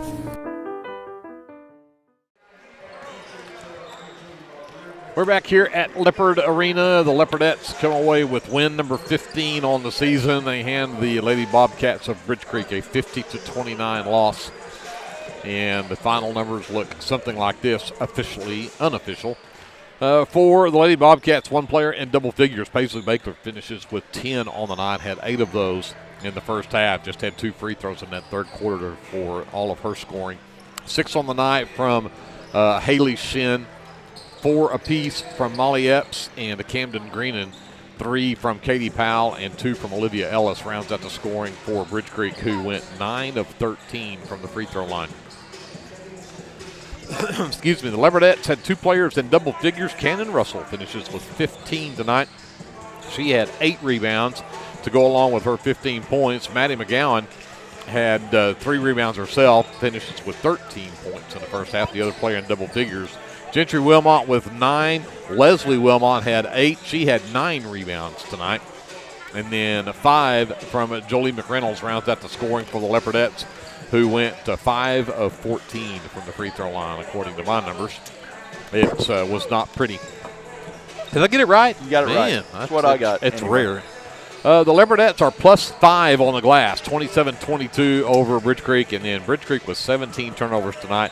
Great job for the Leopardettes. Kept it under 10. They had 8 tonight for turnovers. With that, we talk to Glenn for the final shooting numbers. Okay, for Bridge Creek, they were 4 for 19 from two-point range for 21%. 4 for 15. They did not make a 3 in the second half after going 4 for 8 first half. They were 0 for 8 the second half, or 0 for 7 the second half. So they were 4 for 15 from three-point range for 27%, for a total of 8 for 34 for 24% from the field. Really tough shooting night for Bridge Creek. I think a lot of that was the Leopardettes' defense, just all over them as they always are. And I like the fact that they're starting to be they're staying aggressive, but they're not fouling as much. For Lindsay, let me give you the total numbers first, and then I'll give you some individual numbers. For the Leopardettes, 15 for 27 from two-point range for 56%. 5 for 23 from three-point range, kind of bounced back after that terrible first half. For 22% from three-point range. That's a total of 20 for 50 for 40% from the field. Some individual numbers. Gentry Wilmot finishes 4 for 9 from the field. And Maddie McGowan finishes 5 for 13 from the field. Leslie Wilmot 3 for 8. Jolie McReynolds finishes 2 for 4. Cannon Russell 6 for 16. And then Marisol Hernandez didn't take a shot. Neither did Bradley Russell. So those two got in the game but did not take shots from the field. But, like I said at the first, you want to be clicking on all cylinders right now, or at least recognizing where you need to be and working toward that. Obviously, the Leopardettes did a lot of really good things in this game, but there's also some stuff there that Coach Cater can kind of talk about. Let's just put it that way. Let's go shoot free throws more than anything. I think that's probably number one. When you just go 5 for 14 at the free throw line, that's not a big night. Right. So, you playing big games, and free throws are so important. Well, and let's talk about Bridge Creek that second half. They had 2 field goals in the third quarter. They only scored 9 points the whole second half, only get 2 in the fourth quarter, and those are all in free throws. But 5 of the 9 points that they score in the second half were all from the free throw line. So if you're not shooting free throw wells, you don't even get those 5 points. So you gotta hit free throws. Free throws are big. But with that, that'll be the wrap up of the girls' game, and we will see them on Friday night. The Leopards and Leopardettes will be back on the road. You get the one at home, but now we're going to go back on the road. We'll be in Comanche on Friday night. That's where we will see the Leopardettes next. So with that, let's send it back up to JD very quickly. We'll take a quick timeout, and we'll come back and talk about this boys matchup between the Lindsay Leopards and the Bridge Creek Bobcats right after this on KBLP Live. T&W Tire is a family-owned, full-service commercial tire company. As a leader in auto repair, T&W is more than just tires. Our highly qualified mechanics can get you back on the road no matter what you drive. We also specialize in serving the tire needs of commercial fleets, oil and gas, construction equipment, and a variety of industrial applications. So for your automotive needs, look no further than T&W Tire, located at 410 Southeast 4th in Lindsay, Oklahoma, or look up one of our many locations on tnwtire.com. Unico Taco Truck is ready to curb your hunger. The traveling taco truck has locations in Lindsay and Blanchard and is available for catering services. You can contact El Unico to book your next event at 405-760-0821. El Unico enjoys supporting all of our Leopards with their Taco Tuesdays. Reach out to El Unico for your next event. For over 68 years, Winans Funeral Home in Maysville, Oklahoma, has been serving families in the area during their greatest time of need, the loss of a loved one. We treat each family as if they were our own and consider it a true calling to minister to each and every family that calls upon us. We don't take caring for your loved one and your family lightly. Your care is important to us. Call on us 24 hours a day, 7 days a week, where our staff can assist your family with immediate need with the loss of a loved one, pre-need arrangement planning, pre-need burial insurance, along with questions regarding funeral burial trust accounts, Veterans Administration, and Social Security benefits questions. Myself, John W. Williams, Teresa, and Claudia are well experienced in these areas and will be more than happy to assist you in any way we can. Winans Funeral Home in Maysville, where you are family. So back to get you set up for this boys matchup. These two teams met back on the 17th of December as well. The Leopards came away with an 8-point win in that ball game. Had a big game from Bryce Cater. He finished with 23 points in that ball game. Had 1, 2, 3 threes in the game and had 11 from Hunter Russell. He had a big game. 10 from Taylor and Cameron. 8 from Armando Hernandez. They're going to need all of that here tonight. Let's get you to the starting lineups as the PA announcer Tom Inman tonight has already got started on it. They'll start number 5, a 5'11 junior. That is Landon Smith. Number 11 is the 6'1 junior Dax Glenn, and number 13 is Logan Hastings, a 6'2 sophomore. Number 21 is Colton Moore. He is a 6'3 junior, and number 23 is Gabriel Coleman the senior. Rounds out the starting 5 for Bridge Creek. They come in 11-8 on the season. The head coach is Kevin Korstens. He is assisted by, as soon as I can get my flashlight on where I can see, James Hall, Morgan Mauser, and Jarrett Standridge. For the Lindsay Leopards, they'll start at guard, a 5'9 junior, number 1, Armando Hernandez. At forward, a 6' sophomore, number 2, Isaac Cameron. At guard, a 5'11 junior, number 3, that is Creed Taylor. At forward, a 6'2 junior, number 23, Bryce Cater. And at forward, a 6'3 junior, number 34, Gustavo Torres. The head coach for the Lindsay Leopards is Devin Terry. He's assisted by Gavin Williams and Jacob Russell. The Leopards are 13-6 on the season. Coming into tonight's matchup with Bridge Creek, this one ought to be a good one. You look at the previous matchup and how close it was. Yeah, very entertaining game up there. I remember Dax Glenn was a thorn in our side, as well as Coleman, I believe. Yeah, both of them.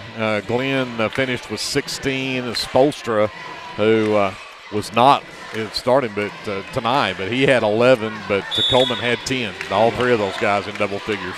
Yeah. Yeah, and 21 just out-jumped the Leopards. So Bridge Creek gets the ball to start as Glenn has it right wing, comes back up top to Moore. Tried to go inside to Coleman and stolen away by Torres. Great anticipation right there, just stepped right in front of the pass. Cater up top. Cameron over left side. Hernandez works around the Cameron screen. Torres to the top of the key. Goes inside, stolen away. Not a great pass from Torres. Tried to get it to Cameron. Cater, by the way, as Glenn fires a 3 straight away that will not drop. Rebound underneath, and the putback good for Colton Moore. Yeah, if we're going to have to keep them off the glass, they're not going to shoot a high percentage, but if you keep letting them get offensive rebounds, that's going to be a problem. Torres posts up down low. He's got a mismatch, but he sends it back out to Hernandez. Hernandez takes it against the big guy, left it short. Torres comes up with the offensive board, though. Had it stripped out of his hand, got it back, splits a double team, spins, got his man in the air, got it to go, and he'll get the and one. Great job of sticking with it and being aggressive right there, not just kicking it back out. About to say before Glenn took that shot earlier, Cater over at Marlowe the other night had just tested and got over the flu like a day before, two before the game. He was not 100% over there at Marlowe. Did not have a big game over there. They need a big game out of him tonight as Torres puts up an air ball for a free throw. Tied up at 2. Just over a minute gone here in the quarter. Leopards with the press, but they break it as Moore has it. Coleman top of the key. Moore fires a straightaway three. That's good. That's the problem. We can't block that shot. No. Not as tall as he is. Taylor into the lane, sends it out left side. Cater for 3. It's short. Rebound Glenn. He'll push it up, sends it over on the left wing. 3 ball, will not drop. Cameron with the miss. Had to throw it off of one of the Bobcats to keep it, but good hustle from Cameron. Yeah, looks like they're just going to run and gun. I will say the JV game between these two teams, and I realize that was JV. The Leopard JV got beat by 40. And there's a 3 from the right corner for Creed Taylor. Ties the game at 5. Glenn in transition. Down low, backside, defense from Torres. And they're going to say Hernandez the last to touch it there, but that was a great job from Torres as Logan Hastings had a wide open look right there and couldn't get it to go. That time they're getting an and one opportunity from number 23. That is Gabriel Coleman. So the basket's good. The foul goes on Cater, his first, team's first. So Coleman at the line.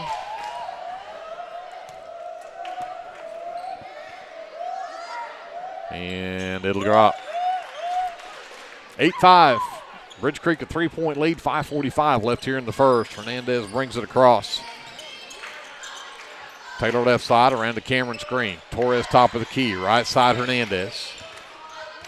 Gets to the wing, looks to drive, sends it over to Taylor. Catch fire 3 left wing is short. And Cameron goes over to fight for the rebound, and they're going to say Cameron was the last to touch it.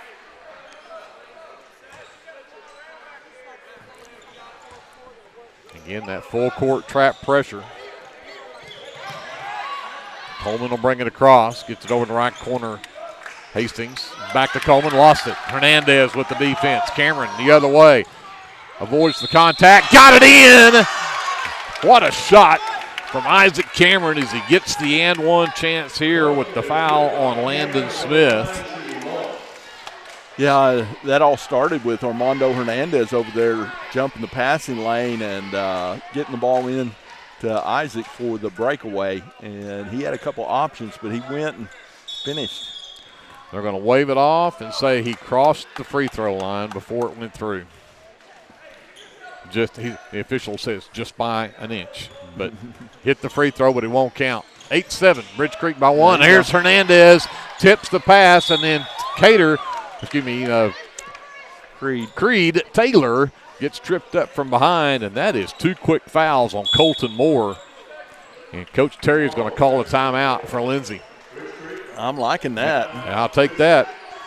8-7, 5:05 left to go here in the first quarter. We'll take a timeout, come back after this. Leopard basketball is presented by the American Exchange Bank on KBLP Live.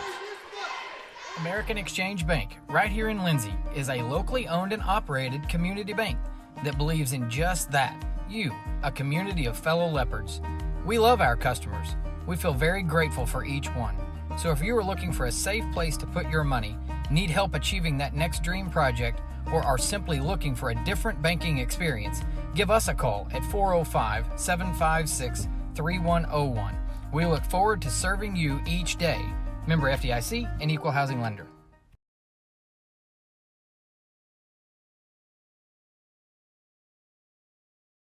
Into the first quarter, and that was a Bridge Creek timeout, by the way. Leopards with the basketball. Taylor will inbound on the baseline, gets it to Cameron, hands it right back, fakes the handoff. And Cameron goes right down the baseline, can't finish the shot though, but he can't come up with a rebound either. Out of bounds, back to Bridge Creek. They'll stay in that zone trap, and Hernandez tips another pass. Coleman will race ahead this time with it. He'll get a bump foul from Cameron going the other direction. First one on Isaac, second team foul, so no free throws here yet.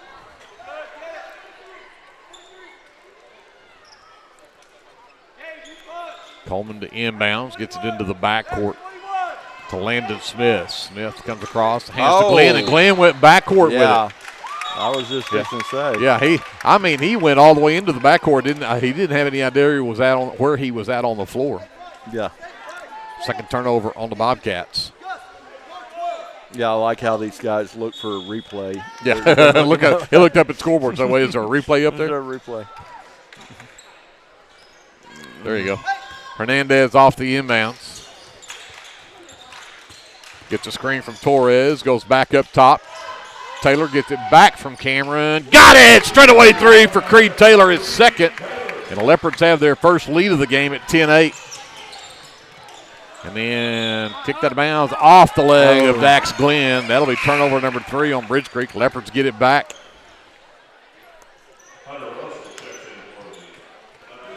Cameron will check out, and number 10, Hunter Russell, the 6-foot-tall junior, checks in for the Leopards. Hernandez races over to the right side, stops. Had Taylor for a minute, but he couldn't see him for Glenn being in his face. Taylor works with a Torres screen, comes back to Cater between the circles. Left side, Hernandez. He's going to fire the three. It's off the back iron. Russell tips the pass out, but Landon Smith will come away with it for Bridge Creek. Smith races up the left side of the floor. Now goes back to the front. Down the left side of the lane, just throws one at the basket, and it won't drop. Tipped. And last touched by Smith, out of bounds. Yeah, they're getting too close to the basket for me. Yeah. We got to keep them out of that paint. That causes all kinds of problems. Not only higher percentage shot, but we're more likely to foul. Yeah. Taylor into the right corner. Hernandez inside to Torres. He gets pushed from behind by Landon Smith. That'll be Smith's second, the team's third. Actually, the box's fourth.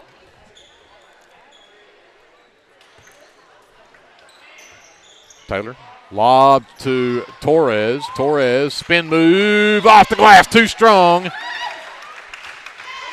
But he's going to get contacted and go to the free throw line. That foul goes on number 12. That is Keaton Morrow in the ball game for Bridge Creek. I failed to get him in, but that's their 5th team foul now. But Torres to the free throw line. Shot an air ball his last time. I bet he can find the stroke this time. And he did. Yep.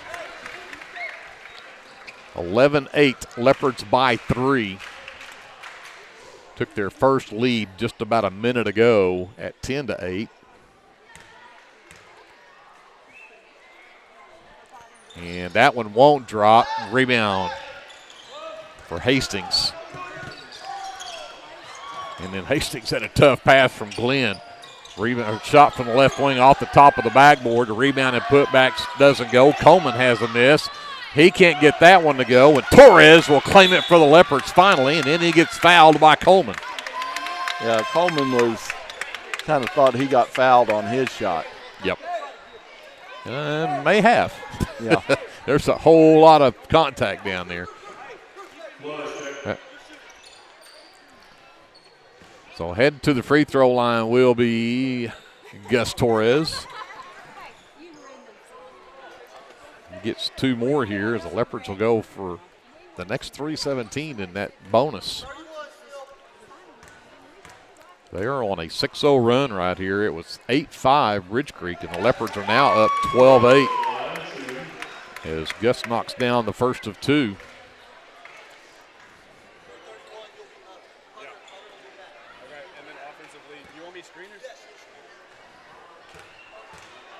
Gus readies for his second one and knocks it down. He's now 3 out of 5 in the quarter. 13-8 Leopards with a 5-point lead. Their biggest, 3:17 left to go here in the first quarter.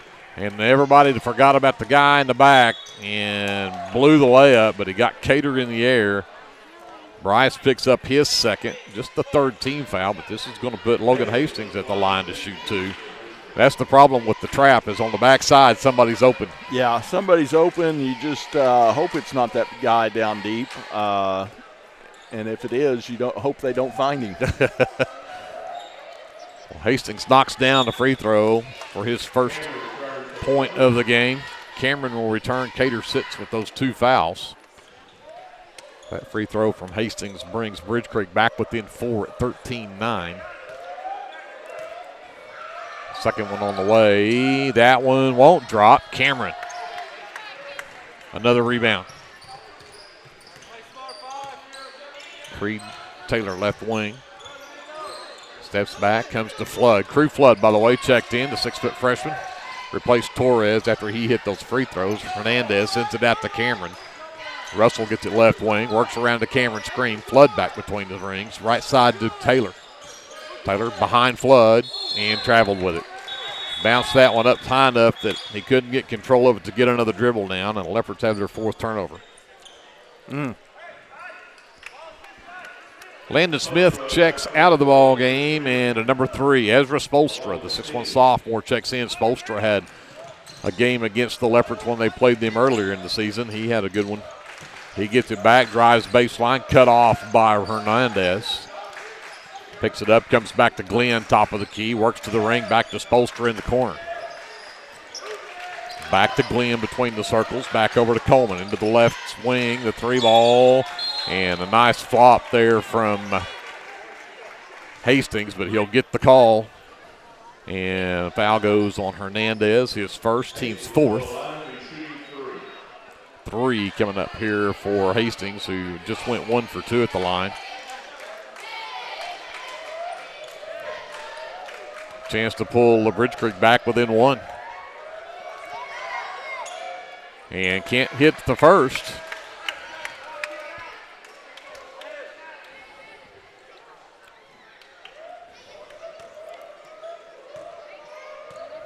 Hastings' second one on the way, and that one will finally drop through. Makes it a 3-point Leopard lead at 13-10.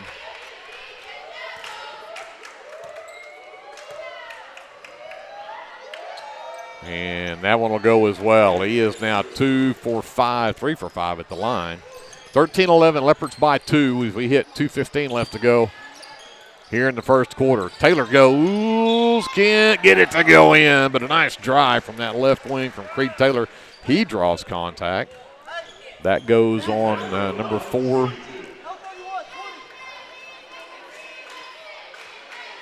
That is Boston Steen, his first. Taylor at the line for the first time tonight. Cannot connect on the first one.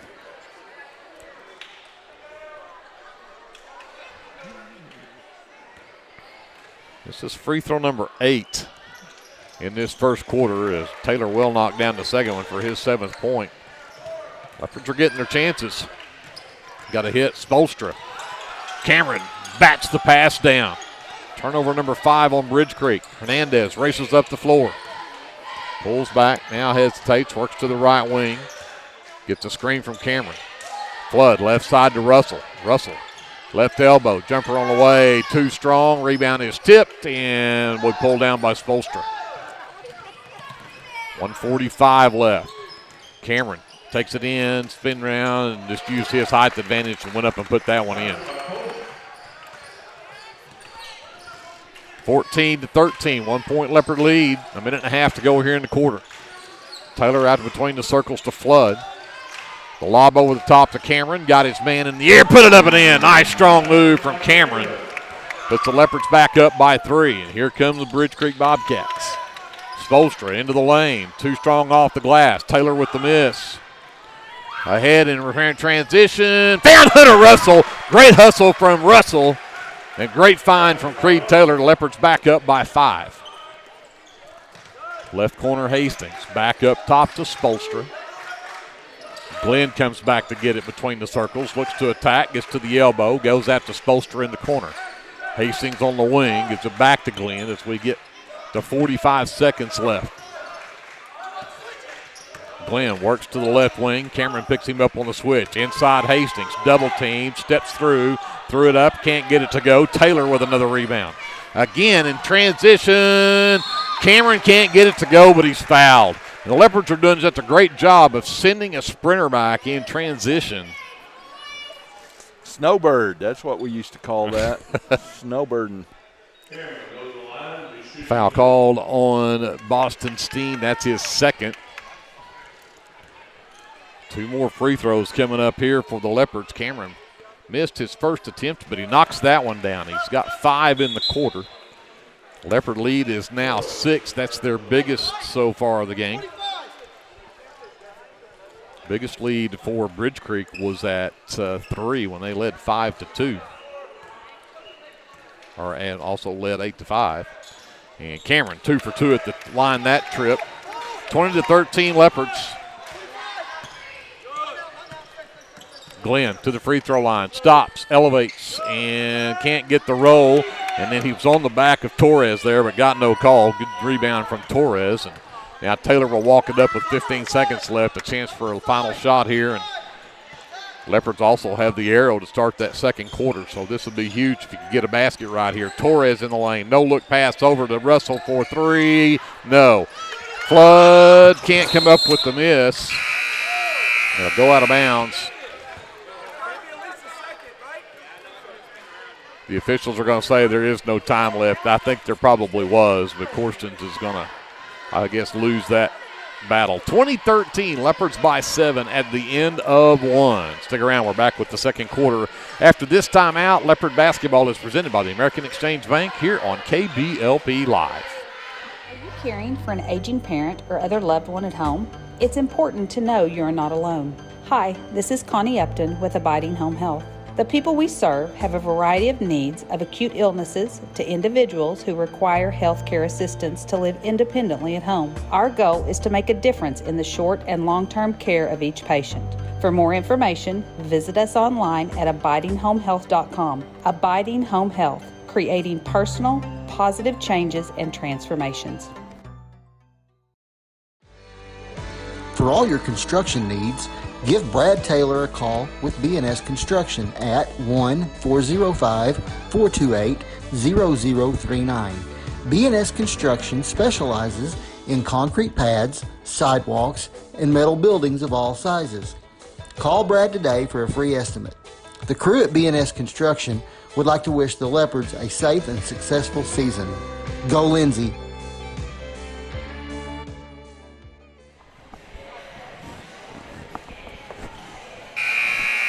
2013 Leopards, and Andrew, who is not with us tonight because he claims he's working since his view of watching the ball game on the TV in his fancy hotel room in where's he at? The DoubleTree in Dallas. He is obviously not working very hard. Leopards with the ball. Cater for 3 off the back iron, no good, but it'll be tracked down by Spolstra. Here comes Coleman the other way. Got in the lane, too short with the miss, or with the shot. Got his own miss momentarily, but Gus Torres says, I'll take that. He took it away from him. He did. Flood left wing. Screen from Cameron comes to Torres between the circles, looking for Cameron underneath. Russell gets it back right side. Comes back to his left, comes back up top for Cameron. Cater not there on the backdoor cut, comes back to get it. And then the pass for Torres is knocked away by Hastings. 5th turnover on the Leopards, and Hastings will finish at the other end. 2015, Leopard lead at 5 now as Flood will bring it across for the Leopards. Russell right wing, gets a screen from Torres. Backs out, sends it to Cameron between the circles. Inside for Torres, has the size advantage, got his man in the air, can't get the finish. Rebound is loose. Finally corralled by Glenn. A lot of contact on that shot right there from Torres. Coleman gets to the free throw line, has it tripped by Torres, who takes a dive on the floor trying to get it back but can't get there. Spolstra got Cater in the air and then drives in and put it in. Great move right there by Gabriel Coleman. He's got 7. Oh, that was Spolstra. I'm sorry, not Coleman. His first basket of the game makes it 20-17. Leopard lead at 3. Cameron hands to Flood. Works right. Drives down, off the glass, won't drop. Cameron tried to get that miss, but Hastings has it. Here comes Bridge Creek on the run. Spolstra on the wing left side. Up top, Hastings again got Cameron in the air. Drives down and got it around Torres, put it off the glass, and they're going to call the foul on Torres. His first, team's first here in the second quarter. But the basket counts to make it 20-19, and that is a 7-0 run. 6-0 run, excuse me.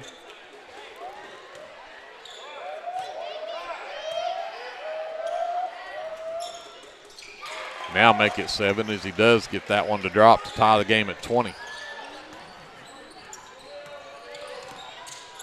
In transit, he breaks the press rather. Taylor gets into the left corner to Cater. Cater back out to Taylor on the wing left side. Gets a screen from Cater. Back up, 3-ball on the way. It's short. Cater with the miss, though, knocked out of bounds. We're going to say Coleman knocked it out of bounds, out of the hands of Cater. Yeah, we have got to hit some shots. They're 3 for 4 from the field. We're 0 for 4 this quarter. Oh, what a nice drive inside from Flood, and a great pass from Taylor to get an easy one for Flood underneath. 22-20 Leopards. Spolstra from the left elbow. Can't get there. Up top to Coleman. Right side to Glenn. Underneath, Spolstra wants to go one-on-one with Flood. The baseline jumper rattles in for Spolstra. Ties the game back up at 22. Cater to Torres. Hernandez. Lob down for Flood. Tipped, and he was 200 farther into the basket than he thought he was and knocked it off the bottom of the backboard. Spolstra comes away with it. Hastings back to Spolstra. Coleman between the circles. Torres leaves him out there. 3-ball doesn't drop. Cater has the miss for the Leopards. Taylor works it up to the left wing. And again, got to be careful with that pass. Coleman's baiting on that pass to Torres there at the top of the key. Pick and roll. Torres can't get it to go, but he'll draw more contact and get more free throws. This will be free throws, 7 and 8, 5, 6? Yeah. Yep. Or no, 6 and 7. Yep. 6 and 7. 4:36 left to go here in the first half. We are all tied up at 22. And Torres misses that one. He missed his first. Hit 3 of the next 4, but now he's 3 out of 6 at the free throw line. Cameron returns for the Leopards. Flood checks out. Torres readies. That one on the way. It is short. Rebound tipped. Glenn comes away with it for Bridge Creek. 4.5 to go. Bridge Creek with the ball to tie game.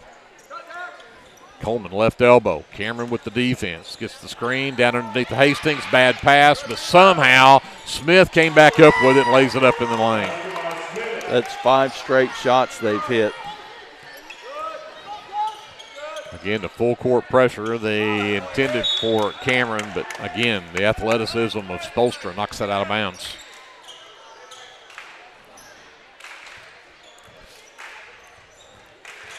Nine to 2, the Leopards have been outscored in this quarter.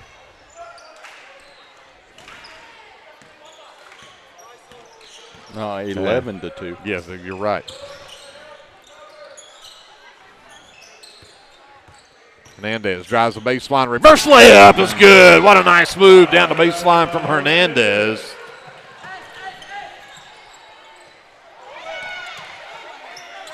Cameron comes away with that miss. Takes it in the lanes. Euro step. Got it up and in transition, coast to coast for Isaac Cameron. Yeah, this is the best game Isaac's had in a while. 8 points in the half. Spolstra with it. Gives it back out to Glenn. 3:25 left. Glenn with Hernandez on the defense. Gus picks him up on the switch and then got in the air and fell. And now Gus may be hurt He grabbed that left knee. Actually, it's his right knee. Maybe his left. He's going to step out. Hunter Russell would return for the Leopards. Holman inbounds right in front of us here at the scorer's table. Glenn gets it, has a double high post screen. Glenn hesitates, takes it to the rack, missed it. Hastings had to miss. Cater stripped it. Spolstra ends up with it in the corner. Takes Cater in, reverse layup is up and good for Spolstra. Ooh, that was a nice shot. Ties the game at 26. Cameron trapped, got it away to Hernandez. Now we got numbers. Russell quickly up off the glass and in. 28-26, Leopards by 2. 2:45 left in the half. Spolstra, the lob inside for Hastings. Back out to Spolstra. 3 ball on the way is short. Rebound tipped. Taylor comes away with it. 2-on-1 break. Taylor takes it himself, and he'll draw contact from Landon Smith, and that's number 3 on Smith.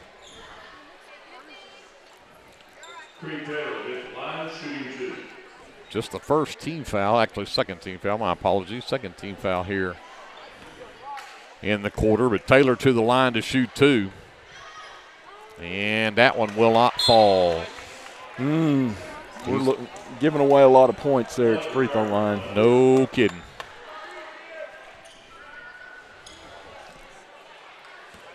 Taylor readies for a second free throw. And that one's off the front iron, no good. Hastings with the miss.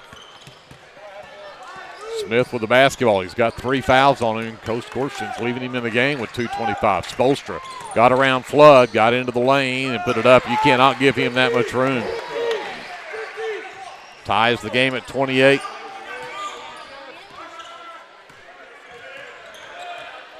Hernandez, left side, has Cameron there setting the screen. Comes back to Flood between the circles, and then Taylor, I think, was thinking what he was going to do after he caught it. Didn't catch it first, and it'll go out of bounds for turnover number 6 on the Leopards. So here comes Smith and the Bobcats. Tie game and 2 minutes left. Glenn trapped out front, got the ball. Taylor ahead to Hernandez. Cameron running interference, did a great job to get Hernandez wanting transition off of turnover number 6 for Bridge Creek. Coleman, left side to Spolstra. Skip all the way to the right side. Smith into the right corner. Hastings drives down, jump stop, got it. Dadgum. That's way too easy. Tied at 30, a minute and a half to go. Hernandez walks it across. Right side over to Taylor. Around the screen from Flood. Back up top for Cameron. Back over Hernandez left side. Got away from Glenn.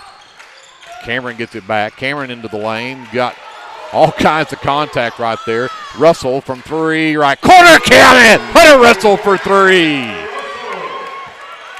33-30 Leopards, a minute to go. Coleman top of the key to Glenn right side. Glenn works back to the top of the key. Gets it back to Coleman, looks to drive in, cut off, back out to Glenn. 3 ball on the way, off the back of the iron, no good. Rebound for Flood, but they say he was on the end line out of bounds. Had to stop, but that one on the baseline. 48 seconds left. Leopards still have a 3-point lead. Hastings screened away, stripped by Taylor, and now Hastings will just retreat, reset. Coleman right side, drives baseline, stops, spin move, and they're going to get the count, the basket or not. They are. Cameron picks up foul number 2. It's team foul number 3. They are 9 for 12 from the field from 2-point range. 9 for 12 this quarter. And free throw won't drop. Cameron pulls down the miss. That's his 4th rebound. Outlet for Flood to bring it across. 30 seconds left. Leopards will look for a final shot here. Bridge Creek does have the arrow to start the 3rd quarter. Hernandez over to Taylor. Clock down to 15. We've got a count going. He needs to go. Gets in, pulls it back out. Clock's down to 7. down to 6, down to 5, got to go. Spolstra all over Hernandez, just has to heave one that came so close. That was probably not really the way Coach Terry had that drawn up to finish that. But Leopards will have a 1-point lead after leading by, they lead by 7 at the first quarter, 20-13. I wrote down 7 instead of 13 on my score sheet, and I went, that doesn't look right. 33-32 Leopards, 1-point lead here at halftime. We're going to send it over to JD. We'll take a timeout, and we'll come back with our officially unofficial stats from Leopard Arena after this on KBLP Live. BC Factoring and Finance is a local, family-owned finance company. We assist small businesses with flexible and creative financing solutions to meet their cash flow needs. Call us to discuss ways we can help free up your time to focus on building your business. Visit us online at bcfactoring.com or give us a call at 405-259-2104. Go, Lindsay! Craving a taste of authentic Mexico right here in town? Head over to Casa 13. Order to go and settle in for all your Leopard action at home. Now serving breakfast Saturdays and Sundays. Come see us at 110 Southeast 4th Street. Go Leopards! This is Brandon Cottrell, pastor at Calvary Baptist Church. Just want to take a moment and invite you to come worship with us this Sunday. Classes begin at 9:30 and worship follows at 10:45. We have something for all ages each Wednesday night. Meals begin at 5:30 and Bible study follows at 6:30. We would love to have you come be a part of our worship. We are located 410 West Chickasaw. Come join us.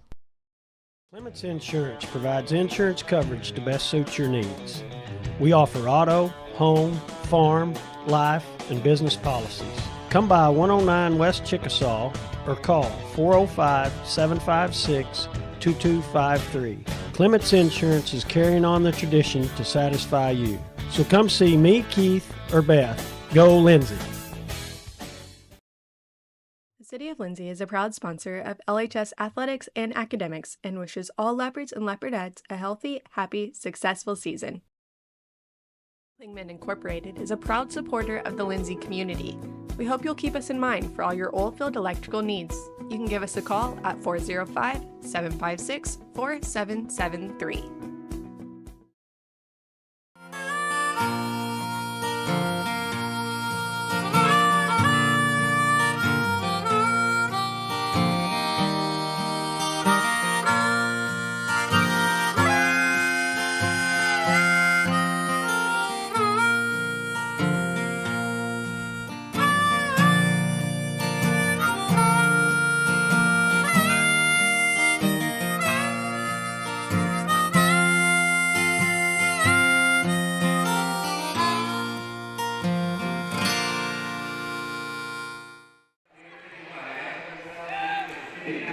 Back here at halftime, Leopard Arena, the American Exchange Bank halftime report as the Lindsay Leopards have a 1-point lead at halftime, 33-32. Looking at the first half stats, Logan Hastings leads the way for Ridge Creek. He's the only player for them in double, in fact, the only player for either team in double figures. He has 10 in the first half. 8 from Ezra Spolstra coming in off the bench for Ridge Creek. 7 from Gabriel Coleman, 5 from Colton Moore, who picked up 2 quick fouls. And if you want to think about something scary, how close this game is, and Colton Moore was on the bench that whole first half. So he comes back in. That could be ugly. Yeah. And then Landon Smith rounds out the scoring for Ridge Creek with 2 points. And I had them 5 of 8 from the free throw line in the first half. For the Lindsay Leopards, they are led by Isaac Cameron. You mentioned probably one of the better games he's had this season so far. He finishes with 8 to lead the way for the Leopards here in the first half. 7 from Creed Taylor. He had 2 threes in that first quarter. Also 7 from Hunter Russell. He had a 3-point basket as well. Gus Torres has 5 in the ball game. 4 points from Armando Hernandez and 2 from Crew Flood. That rounds out the scoring for the Leopards. And I had them just 6 of 14 from the charity stripe. That is not good at all. No. The rebounding battle is dead even at 12 apiece. And the turnovers are about the same as well. Everything's about as even as the scoreboard is. The Leopards with 7 turnovers and Bridge Creek with 6. With that, we talked to Glenn about shooting. Well, for Bridge Creek, both teams shot about the same. Bridge Creek 12 for 22 from 2-point range. 1 for 7 from three-point range, for a total of 13 for 29 for 45%. For the Leopards, they were 9 for 15 from two-point range, 3 for 10 from three-point range, and 12 for 25 from the field for 48%. So both teams shooting about the same. I tell you what, I think it's going to come down to is free throws. Yep. And, we outscored them by 1 from the free throw line, but we took 14 free throws. We were 6 for 14. They were 5 for 8. And that's our 1-point lead right now. So we're going to have to do a little better at the free throw line this second half and keep playing good defense. But get back, and then keep them out of the lane. They are getting in the paint pretty much at will with their speed, and we're not helping. We are not helping at all. And if we do, it's kind of what I used to – I had a term for it, but it's halfway. Halfway help. There you go. Halfway help. Yeah. And halfway help is not help. That's right. If it's not full help, it's not doing you any good. No. But I didn't say halfway. I said half something else. Well, and I think, again, you look at what the Leopards need to do that they really did in that first quarter. They picked up those 2 big fouls on Colton Moore, the big 6'3" senior, early, and he sat. They brought Spolstra in. But Landon Smith, their point guard, has 3. And so you've got Colton Moore with 2 and him with 3. And then Boston Steen came in off the bench. He picked up 2 as well. But then you go look at the Leopards, and Isaac Cameron has 2 on him. Bryce Cater has 2. Bryce set part of that first quarter. Bryce has not scored yet in this game. I think that's something else that you get Bryce going in the second half. I think that may be your equalizer going up against Colton Moore if he comes back in. Absolutely. So we'll see what happens when we get ready to go to that second half. Again, the pie and cake auction going on for your athletic booster club right now. And the only scary thing out there that I see right now is you've got Kevin Scruggs out there calling the bids in. And I don't know if I trust Kevin to do that or not, but they've got him out there anyway. Well, I trust him to call the bids. You better guard the food. The food? That's a good idea. he may be sneaking some as they walk by him. Yeah. But that, again, is your American Exchange Bank halftime report here from Leopard Arena. We're going to send it back up to J.D. Scruggs on the live stream. We're going to take a timeout. Here's some words from our fine sponsors of Leopard basketball, and we'll be back with the third quarter after this. This is Leopard basketball presented by the American Exchange Bank on KBLP Live. Hey friends, Danny Daniels here. I wanted to take a moment and let you know about a very helpful service that I provide for you and your family in our community. I own and operate Danny Daniels Pest Services, and I would like to ask you to call me the next time you have a need or desire for effective, safe, and affordable pest services. If you have spiders, roaches, ants, fleas, ticks, scorpions, crickets, whatever, I can help. Give me a call at 405-428-3833. That's 405-428-3833. I'd be glad to help. Whether you want to promote your business or unite your team, depend on Design It. Locally owned and operated, we are dedicated to offering the service you need to give you the results you deserve. We are committed to providing you with custom screen printing, embroidery, custom graphic designs, logo designs, and we have a creative arts department and an in-house artist who can take your idea and give it our professional touch with custom art services. Contact us today.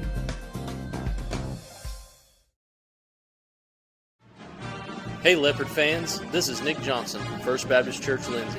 At First Baptist Church, we are a family ministry and desire to faithfully proclaim the gospel in Lindsay and beyond.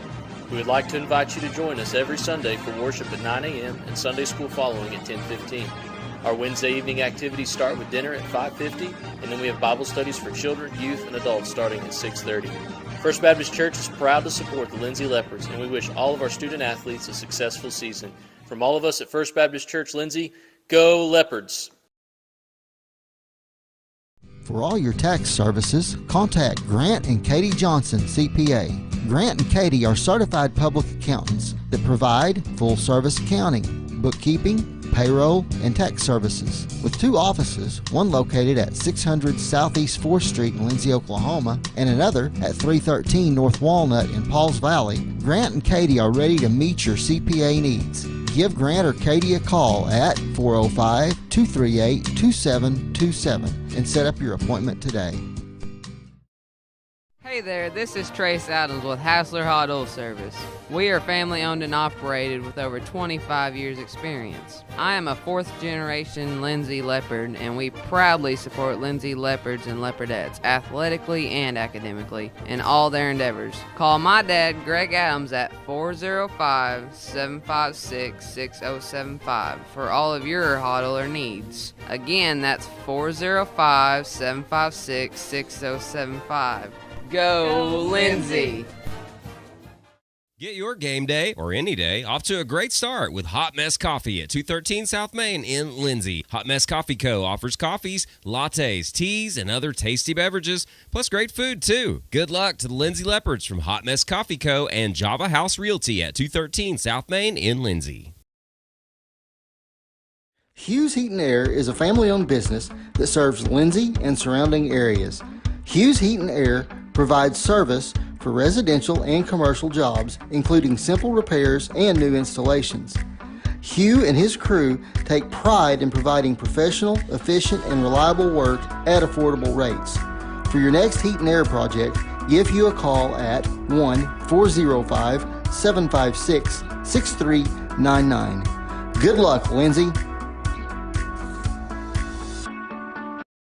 Legacy Roofing is a family-owned and operated business that serves Lindsay, Oklahoma and surrounding areas. We specialize in getting your home back to its best, whether it be annual wear and tear or storm damage. We don't just fix roofs, we take care of your home. Legacy Roofing, family-owned, community-focused, and always here for you. Call us today for a free estimate at 405-756-8855 and let us protect your home with the care it deserves. Legends Pub House and Venue is your one-stop shop for good food and good entertainment. Come see us in Chickasha and stay tuned to our website for all of our upcoming events and shows.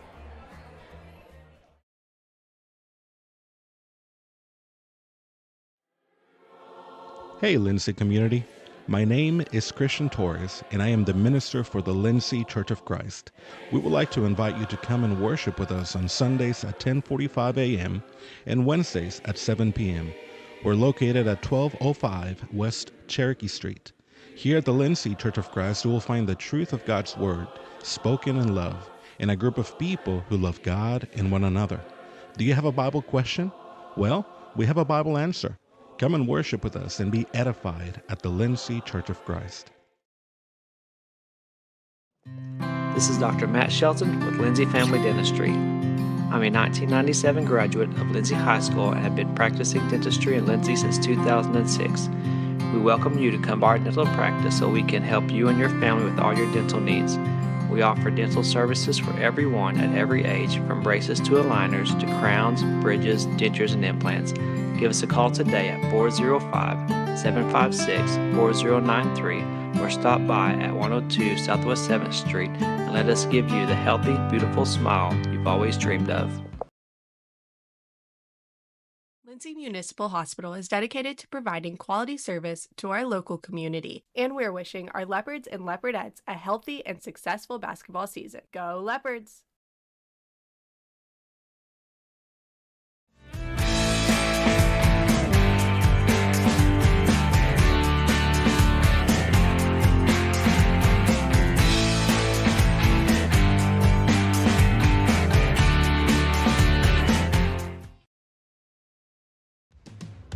If you have a hankering for the best barbecue in South Central Oklahoma, then get yourself down to the Meat Locker Barbecue in Lindsay. Every Monday, Thursday, and Friday, located just off of Highway 19, 106 Northwest 4th. At the Meat Locker, we work hard to bring you the most consistent, delicious, slow-smoked barbecue around at a price that won't break the bank.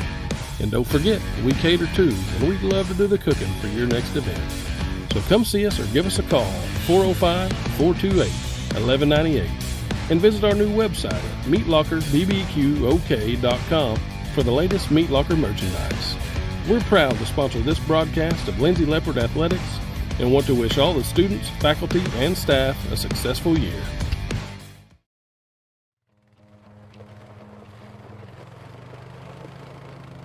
Looking for your next adventure? Head to Morris Motorsports in Chickasha. We carry top brands like Polaris, Can-Am, Kawasaki, and Honda. Plus, we offer a full-service and parts department. Whether it's ATVs, side-by-sides, motorcycles, or accessories, we've got what you're looking for. Visit morrismotorsports.com or give us a call at 405-224-6113. At Morris Motorsports, we don't just sell machines, we sell fun.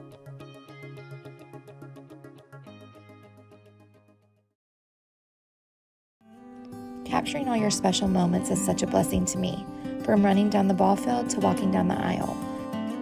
Call or text Photography Blessings by Lacey for all your photography needs. 405-428-0305. Go Leopards and Leopardettes. Physical Therapy Central in Lindsay, Oklahoma is here for you, whether you're a dedicated athlete or you're just trying to navigate your new normal. Our team is dedicated to providing quality service to make your experience as easy as possible. We're wishing our Leopards and Leopardettes a healthy, happy, successful basketball season.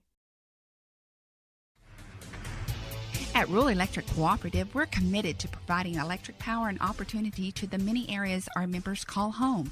That includes supporting youth programs that teach life skills and build character. With REC, you're more than a customer, you're a member owner. And that's why we're always working hard to provide you with the most dependable electric power possible. As a Touchstone Energy Cooperative, REC is dedicated to providing the best service possible and supporting the communities in our service area. If you need local trash pickup with quality service at a fair price, call Red Dirt Waste Services today at 580-432-5697. Red Dirt Waste Services is locally owned and operated, offering household, residential, and light commercial trash pickup in Lindsay and surrounding areas, including Ellick, Bradley, Braid Oil, Cox City, Elmore City, and Foster. Red Dirt Waste Services does household cleanouts too, and they offer 96-gallon poly carts and dumpsters. Bagged, loose, or heavy items, doesn't matter, they'll come get it. Red Dirt Waste Services even offers valet service, so you don't even have to take your trash to the curb. Schedule your weekly pickup today by calling 580-432-5697. Stop paying more than you have to for quality, dependable, and locally owned trash pickup. Call Red Dirt Waste Services at 580-432-5697. That's 580-432-5697. Do you have your Oklahoma medical marijuana card, or do you need your card? Rusty's can help you with that. We are your local vape shop and dispensary with more than 6 years of service as a modern smoke shop. Rusty's is located 1 block north of Cherokee Street at 204 Northwest 4th Street in Lindsay, and half a mile east of I-35 at 2401 West Grant Street in Pauls Valley. Get your stash at Rusty's. We're back here at halftime. Again, the Pie and Cake auction has concluded for everything except the silent auction is still going on upstairs. That'll go on until the end of this quarter. But in a very nice gesture, the very last Pie and Cake, or cake they auctioned off, they actually auctioned off, and all of that money is going to be donated to the young lady that we mentioned earlier, Natalie Matheny, who passed away this last week.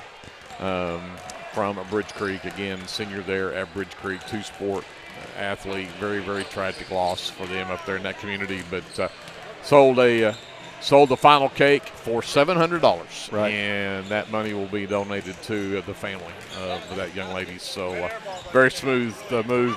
And we mentioned earlier, if you've been seeing the jerseys hanging across the way, in case you missed us talking about that at halftime of the girls' game. Natalie's, and may have called her Natty, was number 14 for her team, and had signed to go play softball at Panhandle State University this coming fall. So hung the jerseys across the way with the 14 on it in her honor, and of course the blue ribbons being worn by everybody here in support of that family and that loss. So our thoughts and prayers again with the Bridge Creek community, and especially with Natty's family for that. Talk about the schedule coming up. Kind of a weird schedule next week. We'll go to Friday night again. We'll be over on the road at Comanche and take on the Indians and Lady Indians down there on Friday night. And then next week, no game on Tuesday night. We will have the makeup game with Washington that was supposed to have been last week before the flu bug hit the world. And that game will be on Monday night. So we'll host the Warriors and Lady Warriors here at Leopard Arena coming up next Monday night. And then on Friday, we get at Paul's Valley after that. So then the following week is a Monday, Tuesday night, back-to-back. Monday night we get at Chickasha, and we wind up the regular season at home the 18th of February, which would be, 2 weeks from tonight? Yep. Wind up here with Purcell right here at Leopard Arena before districts. District assignments shall probably come out next week. So we'll keep you up to date on that as they develop as well. But again, Bridge Creek has the ball to start the third quarter. They trail the Leopards by 1, 33-32. See what these two coaches have done for adjustments here at halftime. Looks like Bryce may be starting on the bench with 2 fouls. Could be. And of course, Gus, I asked Gus there at halftime how his knee is doing, and he said it Bryce hurts. Is in. But Bryce is in. we will have our starting 5. We'll have Hernandez, Cameron, Taylor, Cater, and Torres on the floor. Smith is starting out there for Bridge Creek with those 3 fouls. He'll be out there with Coleman, Hastings, Glenn, and big Colton Moore is back in there to start this quarter. Smith in the backcourt to get things underway. He'll bring it across with Taylor on the defense. Glenn gets it right side. They immediately try to go down to Hastings, and he's bad pass and turnover immediately for the Bobcats. The Leopards will bring it back. Taylor brings it across, works to the right wing, comes back against the Torres screen, goes back to Cater right wing, couldn't get a good handle on the basketball, wanted a shot. The lob inside for Torres, comes back up top to Taylor. Taylor hesitates, fires a 3. It's off the front iron, no good. Smith with the miss, and he will race the other way. Back over on the right wing. Hastings into the lane. Tough shot, but he got it to go. Avoided all the hands in there, and Hastings now with 12. And Bridge Creek back up by 1. Their first lead since back early in that first quarter. That's what we were talking about, keeping them out of the lane. 3 from Cater. 36-34. Leopards back up by 2. Jumper will not go from Coleman. Cater comes away with a miss. Taylor on the right wing. Gets around Torres all the way to the rack against Glenn. He puts it up and in. 38-34 Leopards.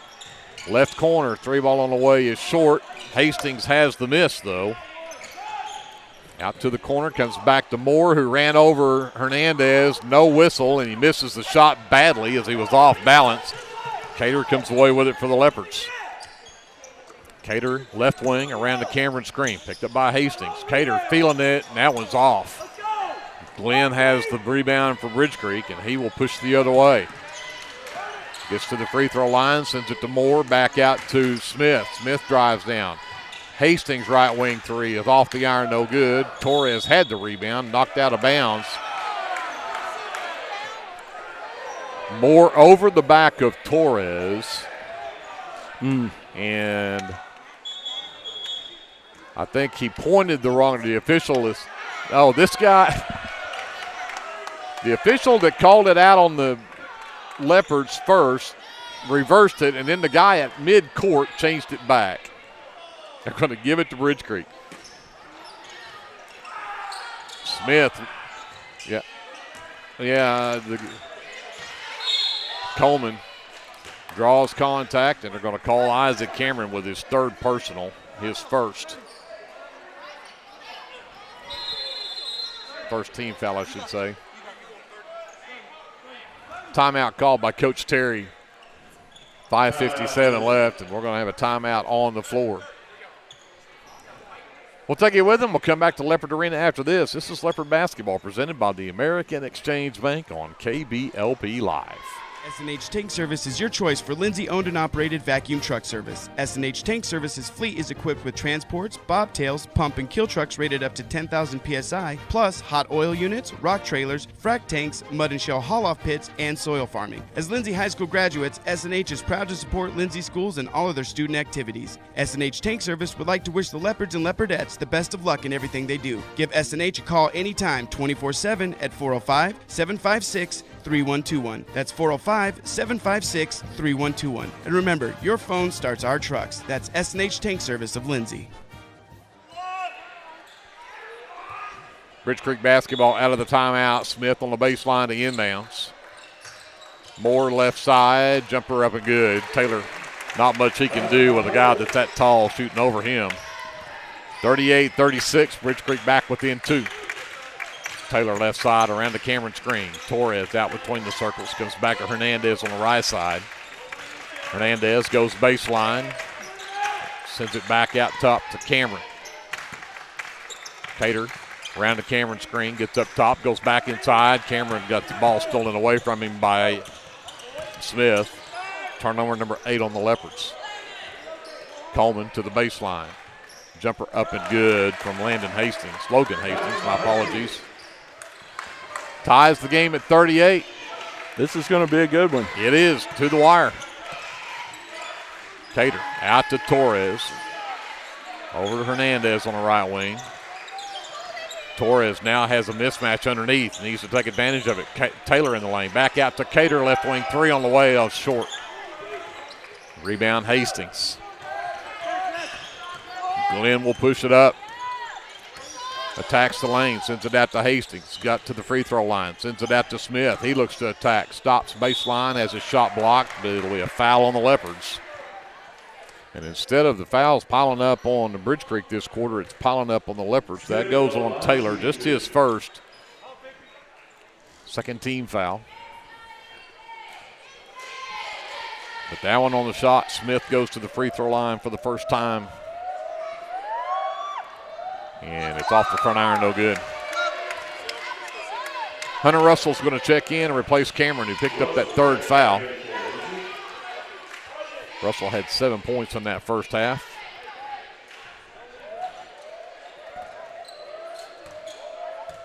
Smith's second free throw on the way, and that one won't go either. Russell has the rebound. Hernandez walks it up with 4:35 left here in the third. Leopards and Bobcats all tied up. Torres top of the key, looking inside at Cater, can't get it to him. Cater now comes to the top of the key, go inside. Torres, Moore went from the steal, missed it, left Torres a wide open layup. 40-38, Leopards by 2, halfway through this third quarter. Coleman to Glenn right wing, goes baseline, sends it in the lane to Hastings, had trouble getting a hold of it. Tough shot, can't get it to drop, rebound, it's batted around, and Coleman comes away with it and puts it in. Ties the game at 40. Taylor on the wing. 3 on the way, got it! Third 3 of the game for Creed Taylor, 43-40 Leopards. Coleman, top of the key. He'll fire a 3. That one drops. Coleman has the answer to tie it at 43. 3.5 left here in the third. Russell left wing. Comes out to Torres. The handoff to Hernandez. Now he wants to go one-on-one with Glenn. Cater top of the key. Gets into the lane, stops, puts it up, and can't get the finish. Coleman comes away with it. The outlet for Smith, quickly ahead Hastings. Inside, Coleman can't get the finish, and it's over the back of Torres again with no whistle and out of bounds off of Torres. Cater will check out. Taylor also checks out. Cameron and Flood are in for Lindsay. Just under 3 minutes left to go here in the third. We're tied at 43. Coleman off the inbounds, double team baseline, but he was able to get it up and in. 14 points now for Gabriel Coleman. And Bridge Creek on top by 2. Flood Torres trying to back down, and they're going to call an offensive foul on Torres. Gus's second. Third team foul. They haven't called a foul. Gus is third. Third. How did I miss going? Good grief, I missed 2 on him. Coleman steps out on the wing, goes down to Glenn in the baseline, sends it back up top to Smith. Glenn comes back to get it. Coleman wants to take it against Torres with that third foul. Tough shot, but Colton Moore got it up and in. 49-43. 47-43. I can't read my own writing. My apologies. Flood on the handle. Cameron between the circles. Hernandez goes baseline, sends it all the way to Russell. Right corner 3 on the way. Good! Hunter Russell, his second 3 of the game. Pulls the Leopards back within 1.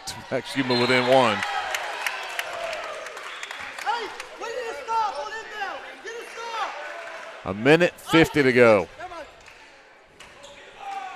Here in the third quarter, 1 point Bridge Creek lead. Glenn to inbounds. Coleman, left elbow. Russell with the defense. Glenn's come back to get it. Glenn with the 3. It's off the side of the rim, no good. Flood skies for the miss. And then his outlet pass for Hernandez off the mark. And gave up a 3 from Smith on the other end. Back to a 4-point Bridge Creek lead. Had the stop, and then turnover led to a 3.